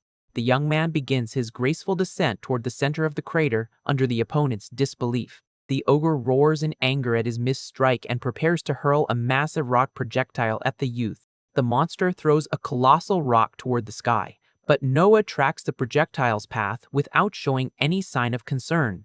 Noah raises his glowing sword and activates the first form of his divine style, the flash of light and darkness. With a devastating diagonal slash of golden and purple energy, the young man slices the immense rock in half without the slightest effort. In the blink of an eye, the agile ogre suddenly appears behind Noah, his eyes glowing blood red, ready to deliver a straight punch. The monster throws the heavy punch, but Noah reacts fast and blocks the giant fist using only the blade of his sword. The brutal clash of forces generates a new wave of dust that spreads violently through the gorge. Noah stands firm at the epicenter of the detonation and calmly comments that that was just a strike, based on pure brute strength. The young man leaps backward elegantly and points out that, while the opponent's monstrous strength is impressive, his movements are far too sloppy. The ogre is in disbelief seeing the young man charge forward wide open and mocks his supposed foolishness for attacking him head-on. The monster extends its massive arm to deliver a straight punch that promises to end the fight once and for all. However, showing absurd reflexes, Noah slides under the giant fist with extreme precision and agility. The MC executes an upward slash of golden energy that devastatingly tears the monster's chest open. The ogre coughs up blood upon being defeated by the powerful counterattack and collapses powerless on the destroyed ground. Noah leans on his sword serenely and warns the other monsters nearby that everyone else can attack him all at once too. From the top of the gorge, the four remaining ogres watch their companions' humiliating defeat with expressions of pure shock. Consumed by hatred and savage fury, the creatures roar in unison, ready to tear the young heir apart. All four monsters leap from the cliffs simultaneously to crush Noah with a coordinated mid-air attack. Noah awaits the enemy advance without taking a single step back and begins to conjure the second form of his divine style. He points his blade upward and fires an overwhelming column of golden energy that pierces the bodies of all the ogres at once. The monsters plummet to the ground, defeated and smoking, while Noah remains completely untouched after the display of power. The Dragon Men envoys watch the scene open-jawed and fearfully admit that the Daskor family's power exceeds even the most absurd rumors. Lydia and Selena run out of the carriage to praise their master's magnificent performance, while the young man casually complains about them not staying hidden. Selena smiles awkwardly and argues that witnessing the master's victories is also part of a maid's duties, drawing a resigned sigh from Noah. The young man then turns his gaze back to the top of the gorge and announces that the last survivor can come down to face him now. Lydia looks up at the sky in surprise as she sees an immense winged creature gliding majestically over the mountains. A mysterious warrior wearing imposing golden armor jumps from the dragon's back mid-flight. The warrior lands with a tremendous impact in front of Noah's group, kicking up dust and catching everyone's attention. The red-scaled dragon man stares intently at the youth and reveals that he was able to witness all his grand power during the confrontation. He places his hand over his chest and formally introduces himself as Adalbalt Bengray, the supreme commander of the Dragon Knights of Draconia. Noah asks why he didn't interfere in the fight earlier, and Adalbalt proudly replies that the city's fate cannot be entrusted to a weak ally who needed rescuing. Noah shows a slight smile and asks if, with that demonstration, he managed to pass the commander's test. Adalbalt proudly confirms and declares that he will now personally guide the heir into the illustrious presence of Lord Alcardos. Noah's carriage enters the city under the escort of Commander Adalbalt and the other knights, clearing the way through the stone streets. Lydia looks out the window, enchanted to realize that humans and dragon men live and work together in perfect harmony in the local commerce. Selena comments in awe that a country where such distinct races coexist peacefully is something extremely rare to see in the world. Adalbalt amicably suggests that the girls take the opportunity to explore the city later, and they reply excitedly that they will certainly do so.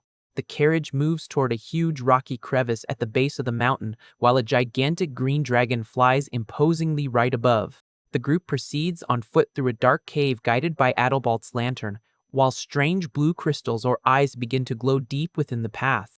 The group finally arrives in front of a gigantic stone gate carved with the emblem of a sleeping dragon. Adalbalt holds up his lantern and respectfully announces to the gate that he has brought the young heir, Noah Deskar. Suddenly, the dragon's carved eyes glow yellow, and a mystical voice orders them to enter. The colossal stone gates begin to open slowly to reveal the interior of the immense chamber. As soon as the doors open completely, an overwhelming pressure of wind and blue energy imposingly sweeps over the group. Noah feels the immense spiritual force emanating from the place and realizes in shock that this presence is equal to or even greater than his own father's. The terrible magical pressure is so crushing that it forces the reptilian guards to fall to their knees on the floor.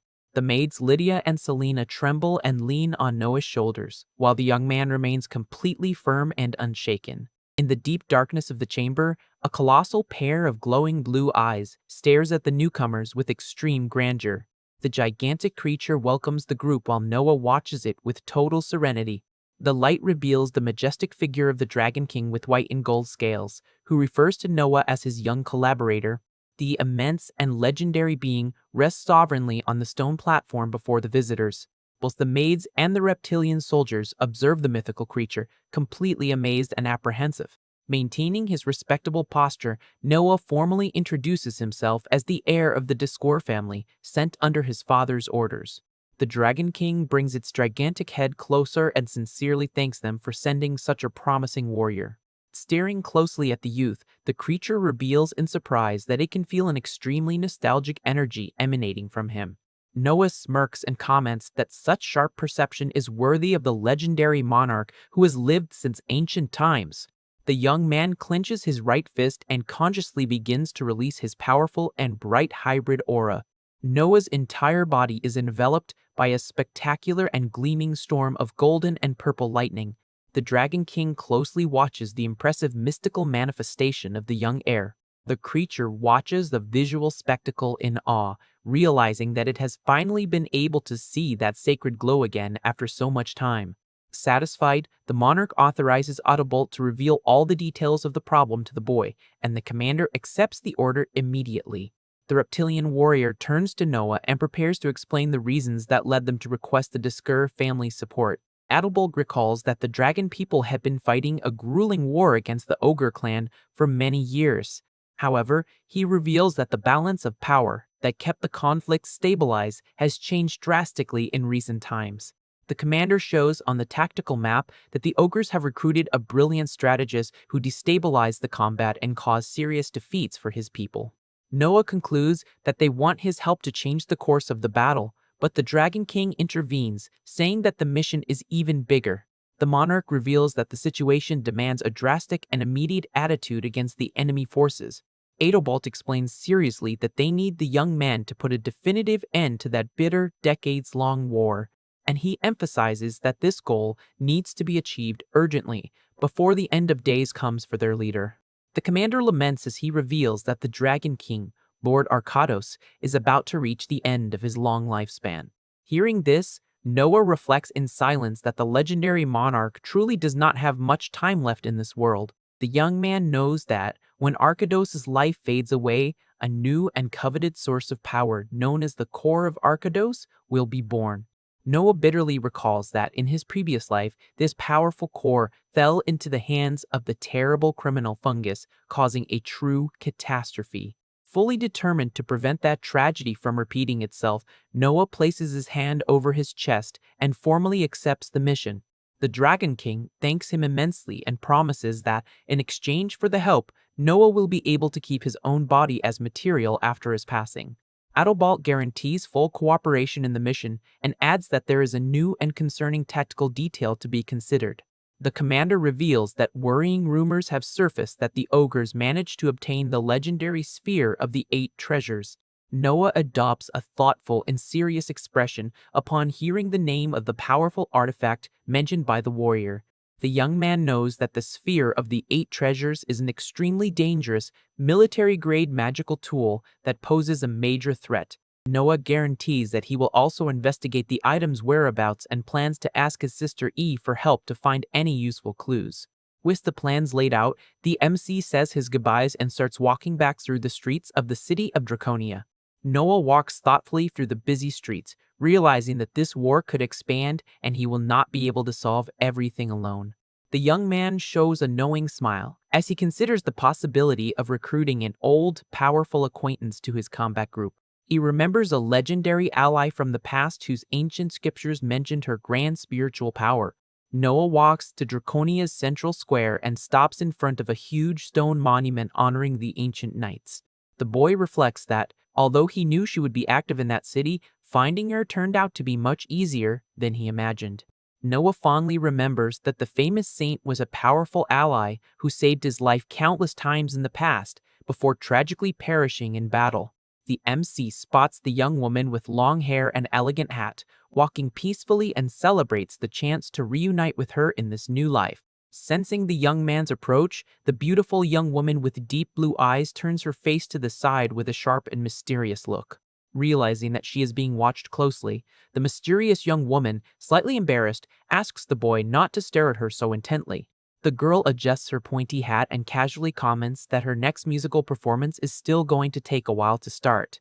Noah is confused by the comment about performances, and the young woman asks playfully if he wasn't there just to hear her sing. The MC is surprised to see the legendary Saint Liliana acting as a singer and trying to understand what is going on, politely asks for her name. With an enigmatic smile, the beautiful girl extends her right hand to hold the neck of her stringed instrument. Liliana proudly introduces herself as a traveling bard and begins to strum some soft notes on her lute under a bright aura. Noah is shocked to discover the girl's new profession as a bard and concludes that she is using this disguise to hide her true identity as a saint. The blue system screen displays Liliana's Seraphine status, and although he notes she is not at her peak, the young man acknowledges that her current power level is excellent.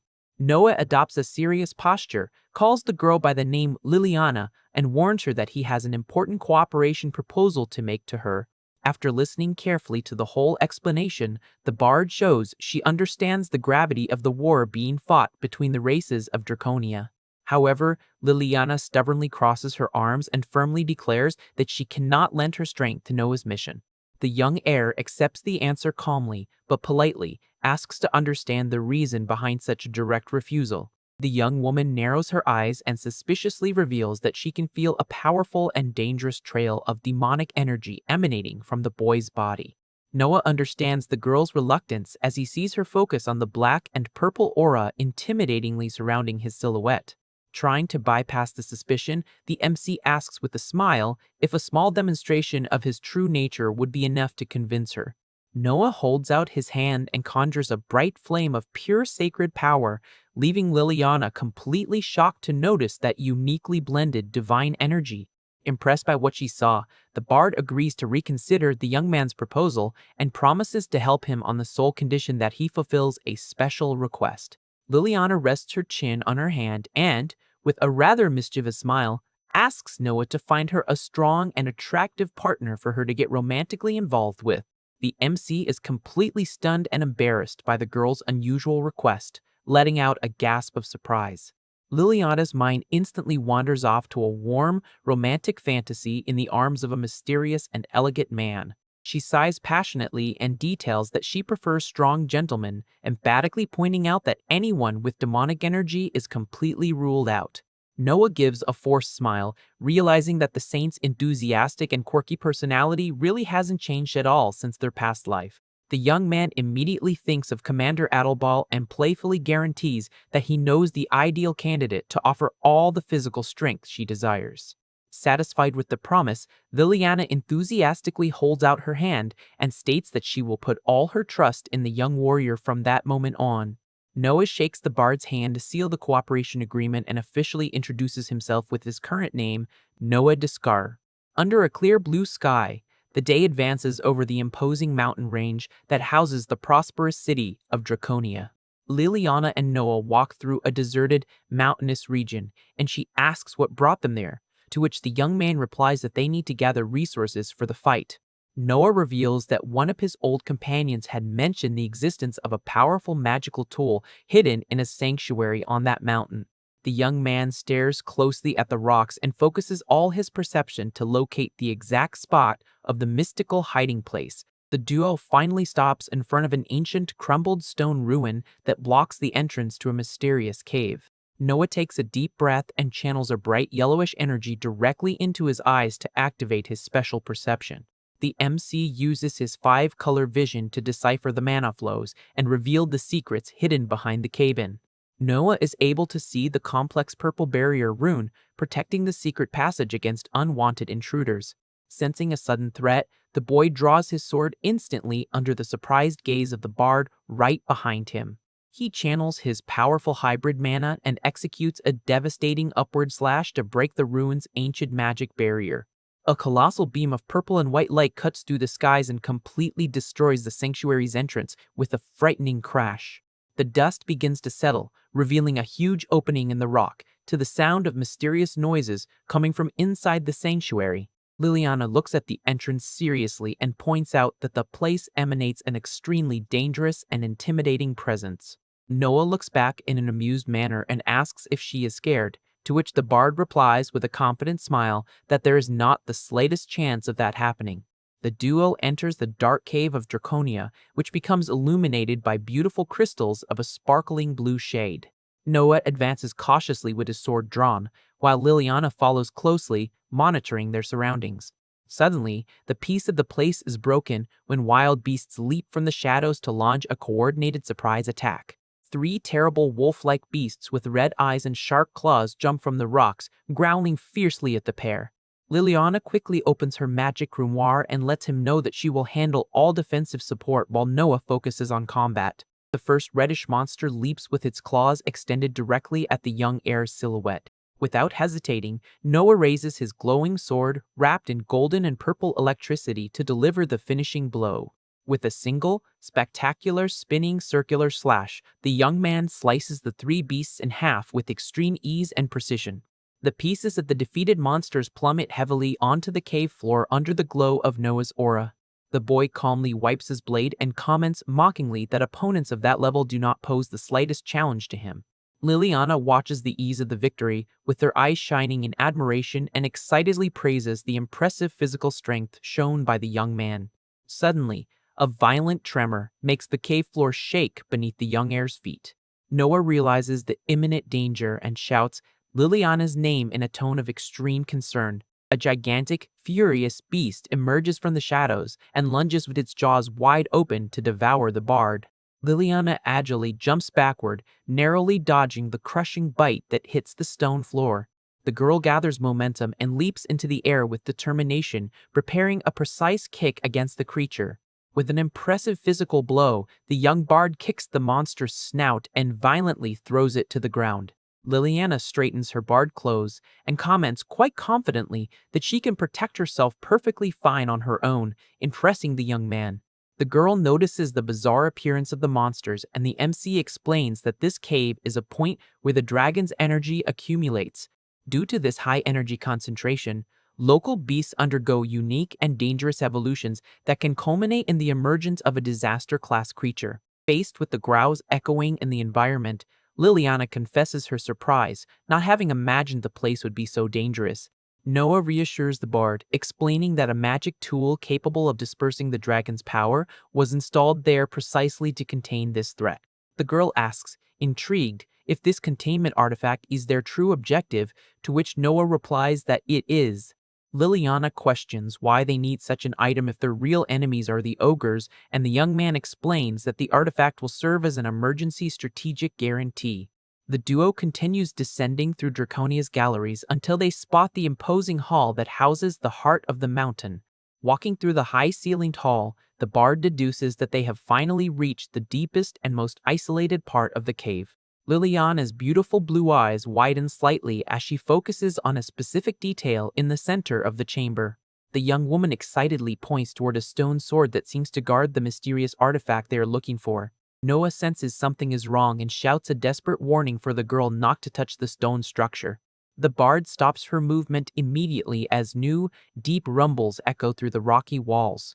The MC narrows his eyes and focuses his attention on the immense silhouette that begins to detach from the ceiling.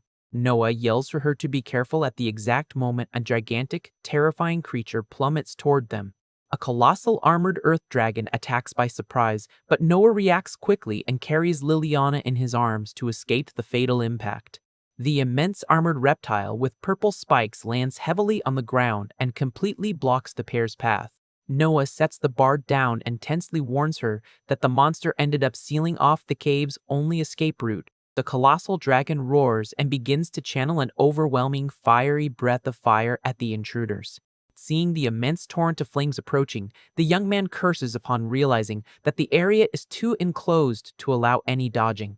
Liliana reacts quickly, opening her magic grimoire under the orange reflection of the approaching flames. The young woman extends her left hand and begins to conjure a powerful formula of divine protection. Under the girl's command, the sacred ring barrier materializes as a golden honeycomb-shaped shield to stop the dragon's flames. The violent fire collides with Liliana's magical structure, covering the entire hall in a burning glow. The destructive breast begins to dissipate into ashes, but the light defense created by the bard remains completely intact. The golden honeycomb barrier shines steadily against the remaining heat inside the cave. Keeping the magic up, the young woman receives Noah's praises and remains focused on ensuring his protection. With the defense secured by the bard, the MC gathers momentum and charges at high speed against the monster. Noah shoots directly at the colossal purple-spiked reptile under the electric glow of his hybrid mana. The young man leaps toward the beast's chest, concentrating his cutting energy along his entire blade. He executes a swift and precise strike that tears through the dragon's thick skin and makes the creature's blood gush. The monster roars in pain as its strong physical defense is broken by the young warrior's attack. Completely enraged, the colossal beast opens its mouth of sharp teeth, ready to shred the intruder. Noah initiates a rapid succession of golden slashes around the beast's body while Liliana supports him by keeping the defenses active. The bard dodges some loose rocks and worriedly warns that the force of the combat is about to make the entire cave collapse. To contain the cave-ins, Liliana channels her strength and projects a new glowing magic circle on the ground. The young bard activates the sacred ring pillars technique to brace the walls and ceiling of the rocky chamber. Golden chains of divine energy rise up the walls to hold the rocks and immobilize the dragon's movements. Liliana makes a great effort to maintain the chains and yells, begging the boy to finish the fight as quickly as possible. Noah understands the urgency and decides to concentrate all the power of his attack into a reduced area to prevent the shockwave from destroying the cave's ceiling. The dragon attempts to deliver a desperate blow with its tail, but Noah stays completely focused on his final charge. The young man dodges masterfully and begins to conjure the first form of his divine arts to end the duel. The MC concentrates all his golden and purple energy into his blade to release the flash of light and darkness technique. With the dragon's movements sealed by Liliana's chains, Noah shoots like a true lightning bolt toward the beast's neck. Noah unleashes a downward slash with his sword wrapped in sparkling yellow and purple energy, shouting with determination to finish the combat. Noah's precise attack squarely hits the armored earth dragon, causing a strong luminous impact that cuts through the creature's shell. An immense column of purple and golden energy erupts from the point of impact, cutting through the cave's darkness and illuminating the entire rocky hall. Noah lands firmly on his feet, on the cave's cracked, rocky floor, skillfully finishing his attacking motion. The colossal earth dragon falls defeated and motionless on the ground, bleeding heavily from the wide gash in its back, while Noah watches it in silence. Noah looks back and asks if Liliana got hurt, to which the bard, still surrounded by her magical containment chains, replies that she is fine but expresses concern about possible cave-ins and suggests they hurry. The duo begins to move out of the danger zone, running side by side near the large sword stuck in the ground that serves as a magical containment artifact. Noah reaches out and firmly grips the hilt of the mysterious sword, which has a large purple gem encrusted in its guard. Liliana approaches and asks if that blade is indeed the magical tool capable of dispersing the dragon's power, identified in the system as the Dragon Ring Sword. Noah confirms that it is the correct artifact and says they need to get out of there quickly before a disaster occurs. The scene shifts to the outside of the sanctuary, showing dragon knights patrolling the sunny skies over the city of Draconia. Back in the city, Noah hands a sealed envelope into Liliana's hands, making the girl curious about the paper's contents. With a friendly smile, the young heir explains that it is a letter of recommendation directed to the commander of the knights, Adalbalt, fulfilling his promise to introduce her to a formidable man. Liliana clutches the letter to her chest with extreme excitement and gratitude after hearing Noah's instructions to look for the commander at the military garrison and identify herself as his ally. The bard says goodbye happily and runs toward the military garrison, leaving Noah behind with a calm wave goodbye. Noah walks down the sunny street of Draconia and enters a large wood and stone inn at the foot of the mountains. Upon entering the busy tavern, Noah walks toward the counter under the local attendant's surprised gaze. The employee leans on the wooden counter and tells the MC that there is a mysterious visitor waiting for him at one of the tables. Noah's eyes widen, slightly worried and surprised by the unexpected information about a visitor's presence. The visitor reveals himself to be the blonde warrior Shees, who weighs casually upon seeing the MC approach the table. Noah approaches the round wooden table and asks, surprised, what his companion is doing in that place. Maintaining a calm posture, Shees holds out a white envelope and asks Noah to read the details of the document he brought. The letter's contents bring information from a dark-haired young woman who investigated the mysterious sphere of the 8 treasures after receiving previous contact from Noah. While Shees yawns lazily in his chair, Noah carefully reads the reports indicating that one of these artifacts was stolen in a neighboring country. The reports detail that the perpetrator of the theft is a wanted criminal named Fungus who fled toward Draconia, leading Noah to deduce that the sphere will likely be brought into the imminent combat. In the letter, the young woman who conducted the research explicitly warns Noah to be extremely careful when dealing with the situation. The message warns about the extreme danger of the Sphere of the Eight Treasures, whose sealed magic has the devastating potential to wipe out an entire city all at once. The destructive power of the magic contained in the artifact is represented by the devastating technique known as Starfall, capable of causing a catastrophe of colossal proportions. Noah repeats the name of the Starfall magic in a low voice in the tavern, showing deep seriousness in the face of the revelation of the enemy's power. The MC mentally reflects that this is the exact same devastating spell that caused the complete destruction of Draconia in his past life. The letter concludes with the sender guaranteeing she sent Sheest and help him as backup, and directly demanding that Noah return alive from the battle. Noah concludes that Shees will act as his support in combat, while the blonde ponders that the arrangement is advantageous as it allows him to learn the Dragon Knight's fighting style.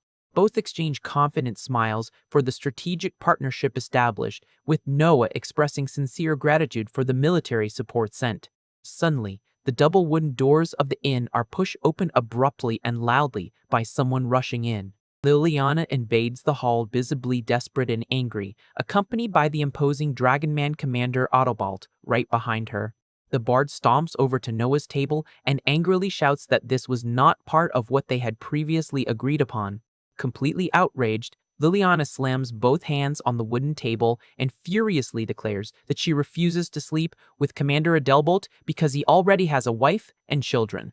The girl's scandalous loud declarations immediately catch the attention of all the tavern's patrons, who begin to gossip in horror at the misunderstanding. As the bard huffs in anger beside him, Noah realizes the embarrassing misunderstanding he caused by introducing her to the serious military commander. Noah mentally admits that he had forgotten the commander was married, while Adelbalt apologizes sheepishly, stating that he also has his own ethical boundaries against cheating. Trying to smooth over the awkward situation, Noah raises his hands defensively, admits his mistake, and promises to find another suitable suitor for his ally. Instantly, Liliana's angry expression shifts to extreme affection, with her eyes turning into hearts upon spotting someone nearby in the inn. Sitting at the table right across, Shees watches the girl's sudden passionate reaction with a confused and deeply creeped-out look. Wasting no time, the excited bard approaches and firmly holds Shees' arm, cuddling affectionately against him. Liliana snuggles lovingly next to the blonde boy, excitedly praising his well-built physique and declaring that he is exactly the ideal type of man she was looking for. Completely horrified and startled by the boldness, Shees jumps back, knocking over his chair and asks desperately what is wrong with that woman.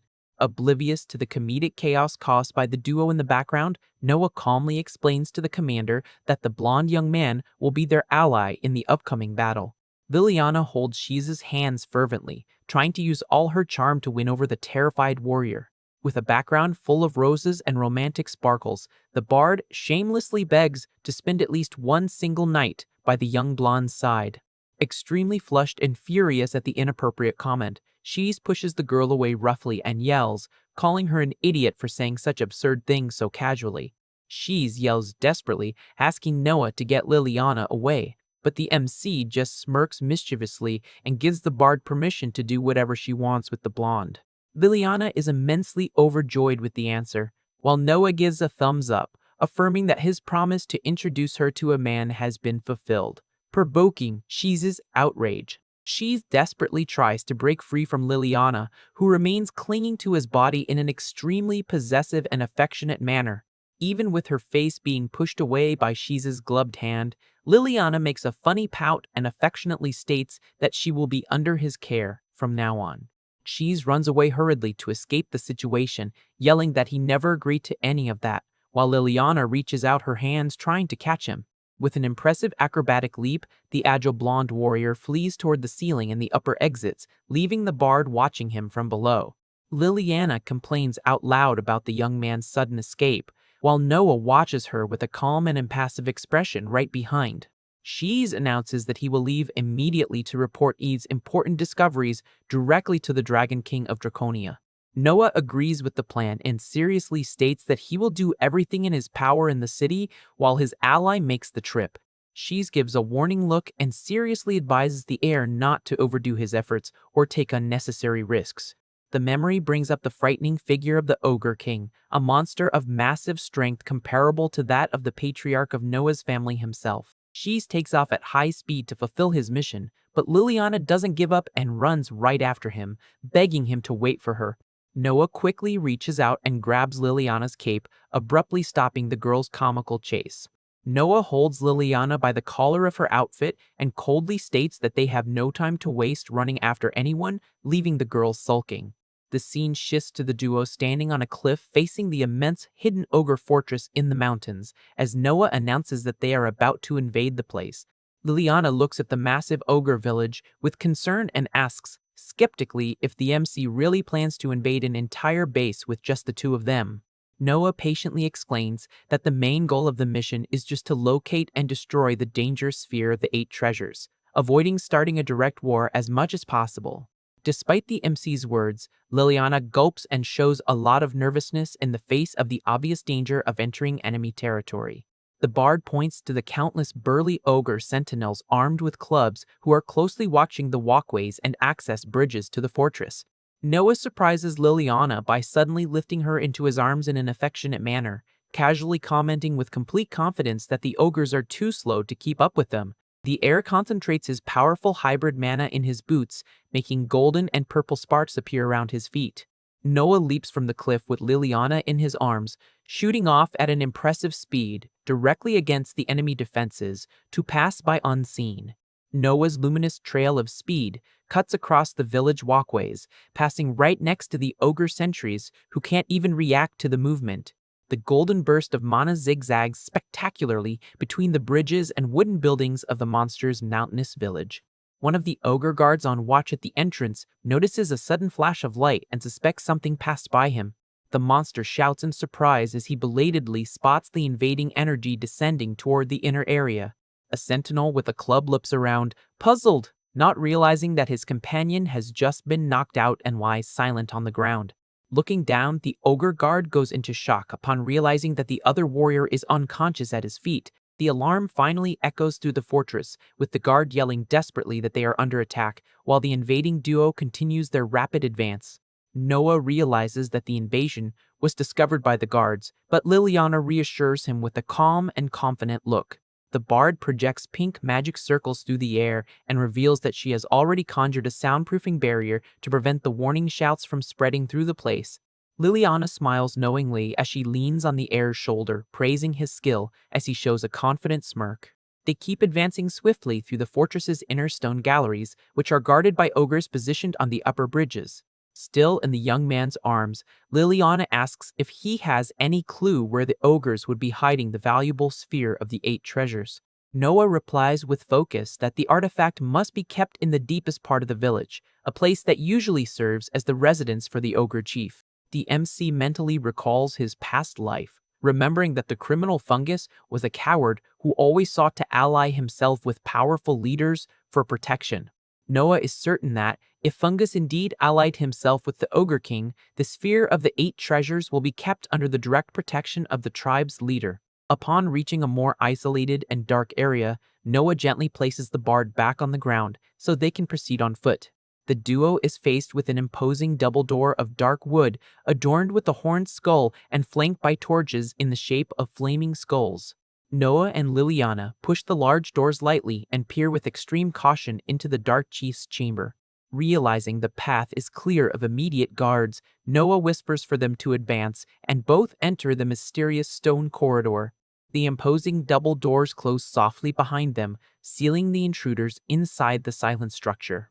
The corridor gives access to a colossal ceremonial hall lit by braziers, revealing an imposing throne in the background under a dense fog.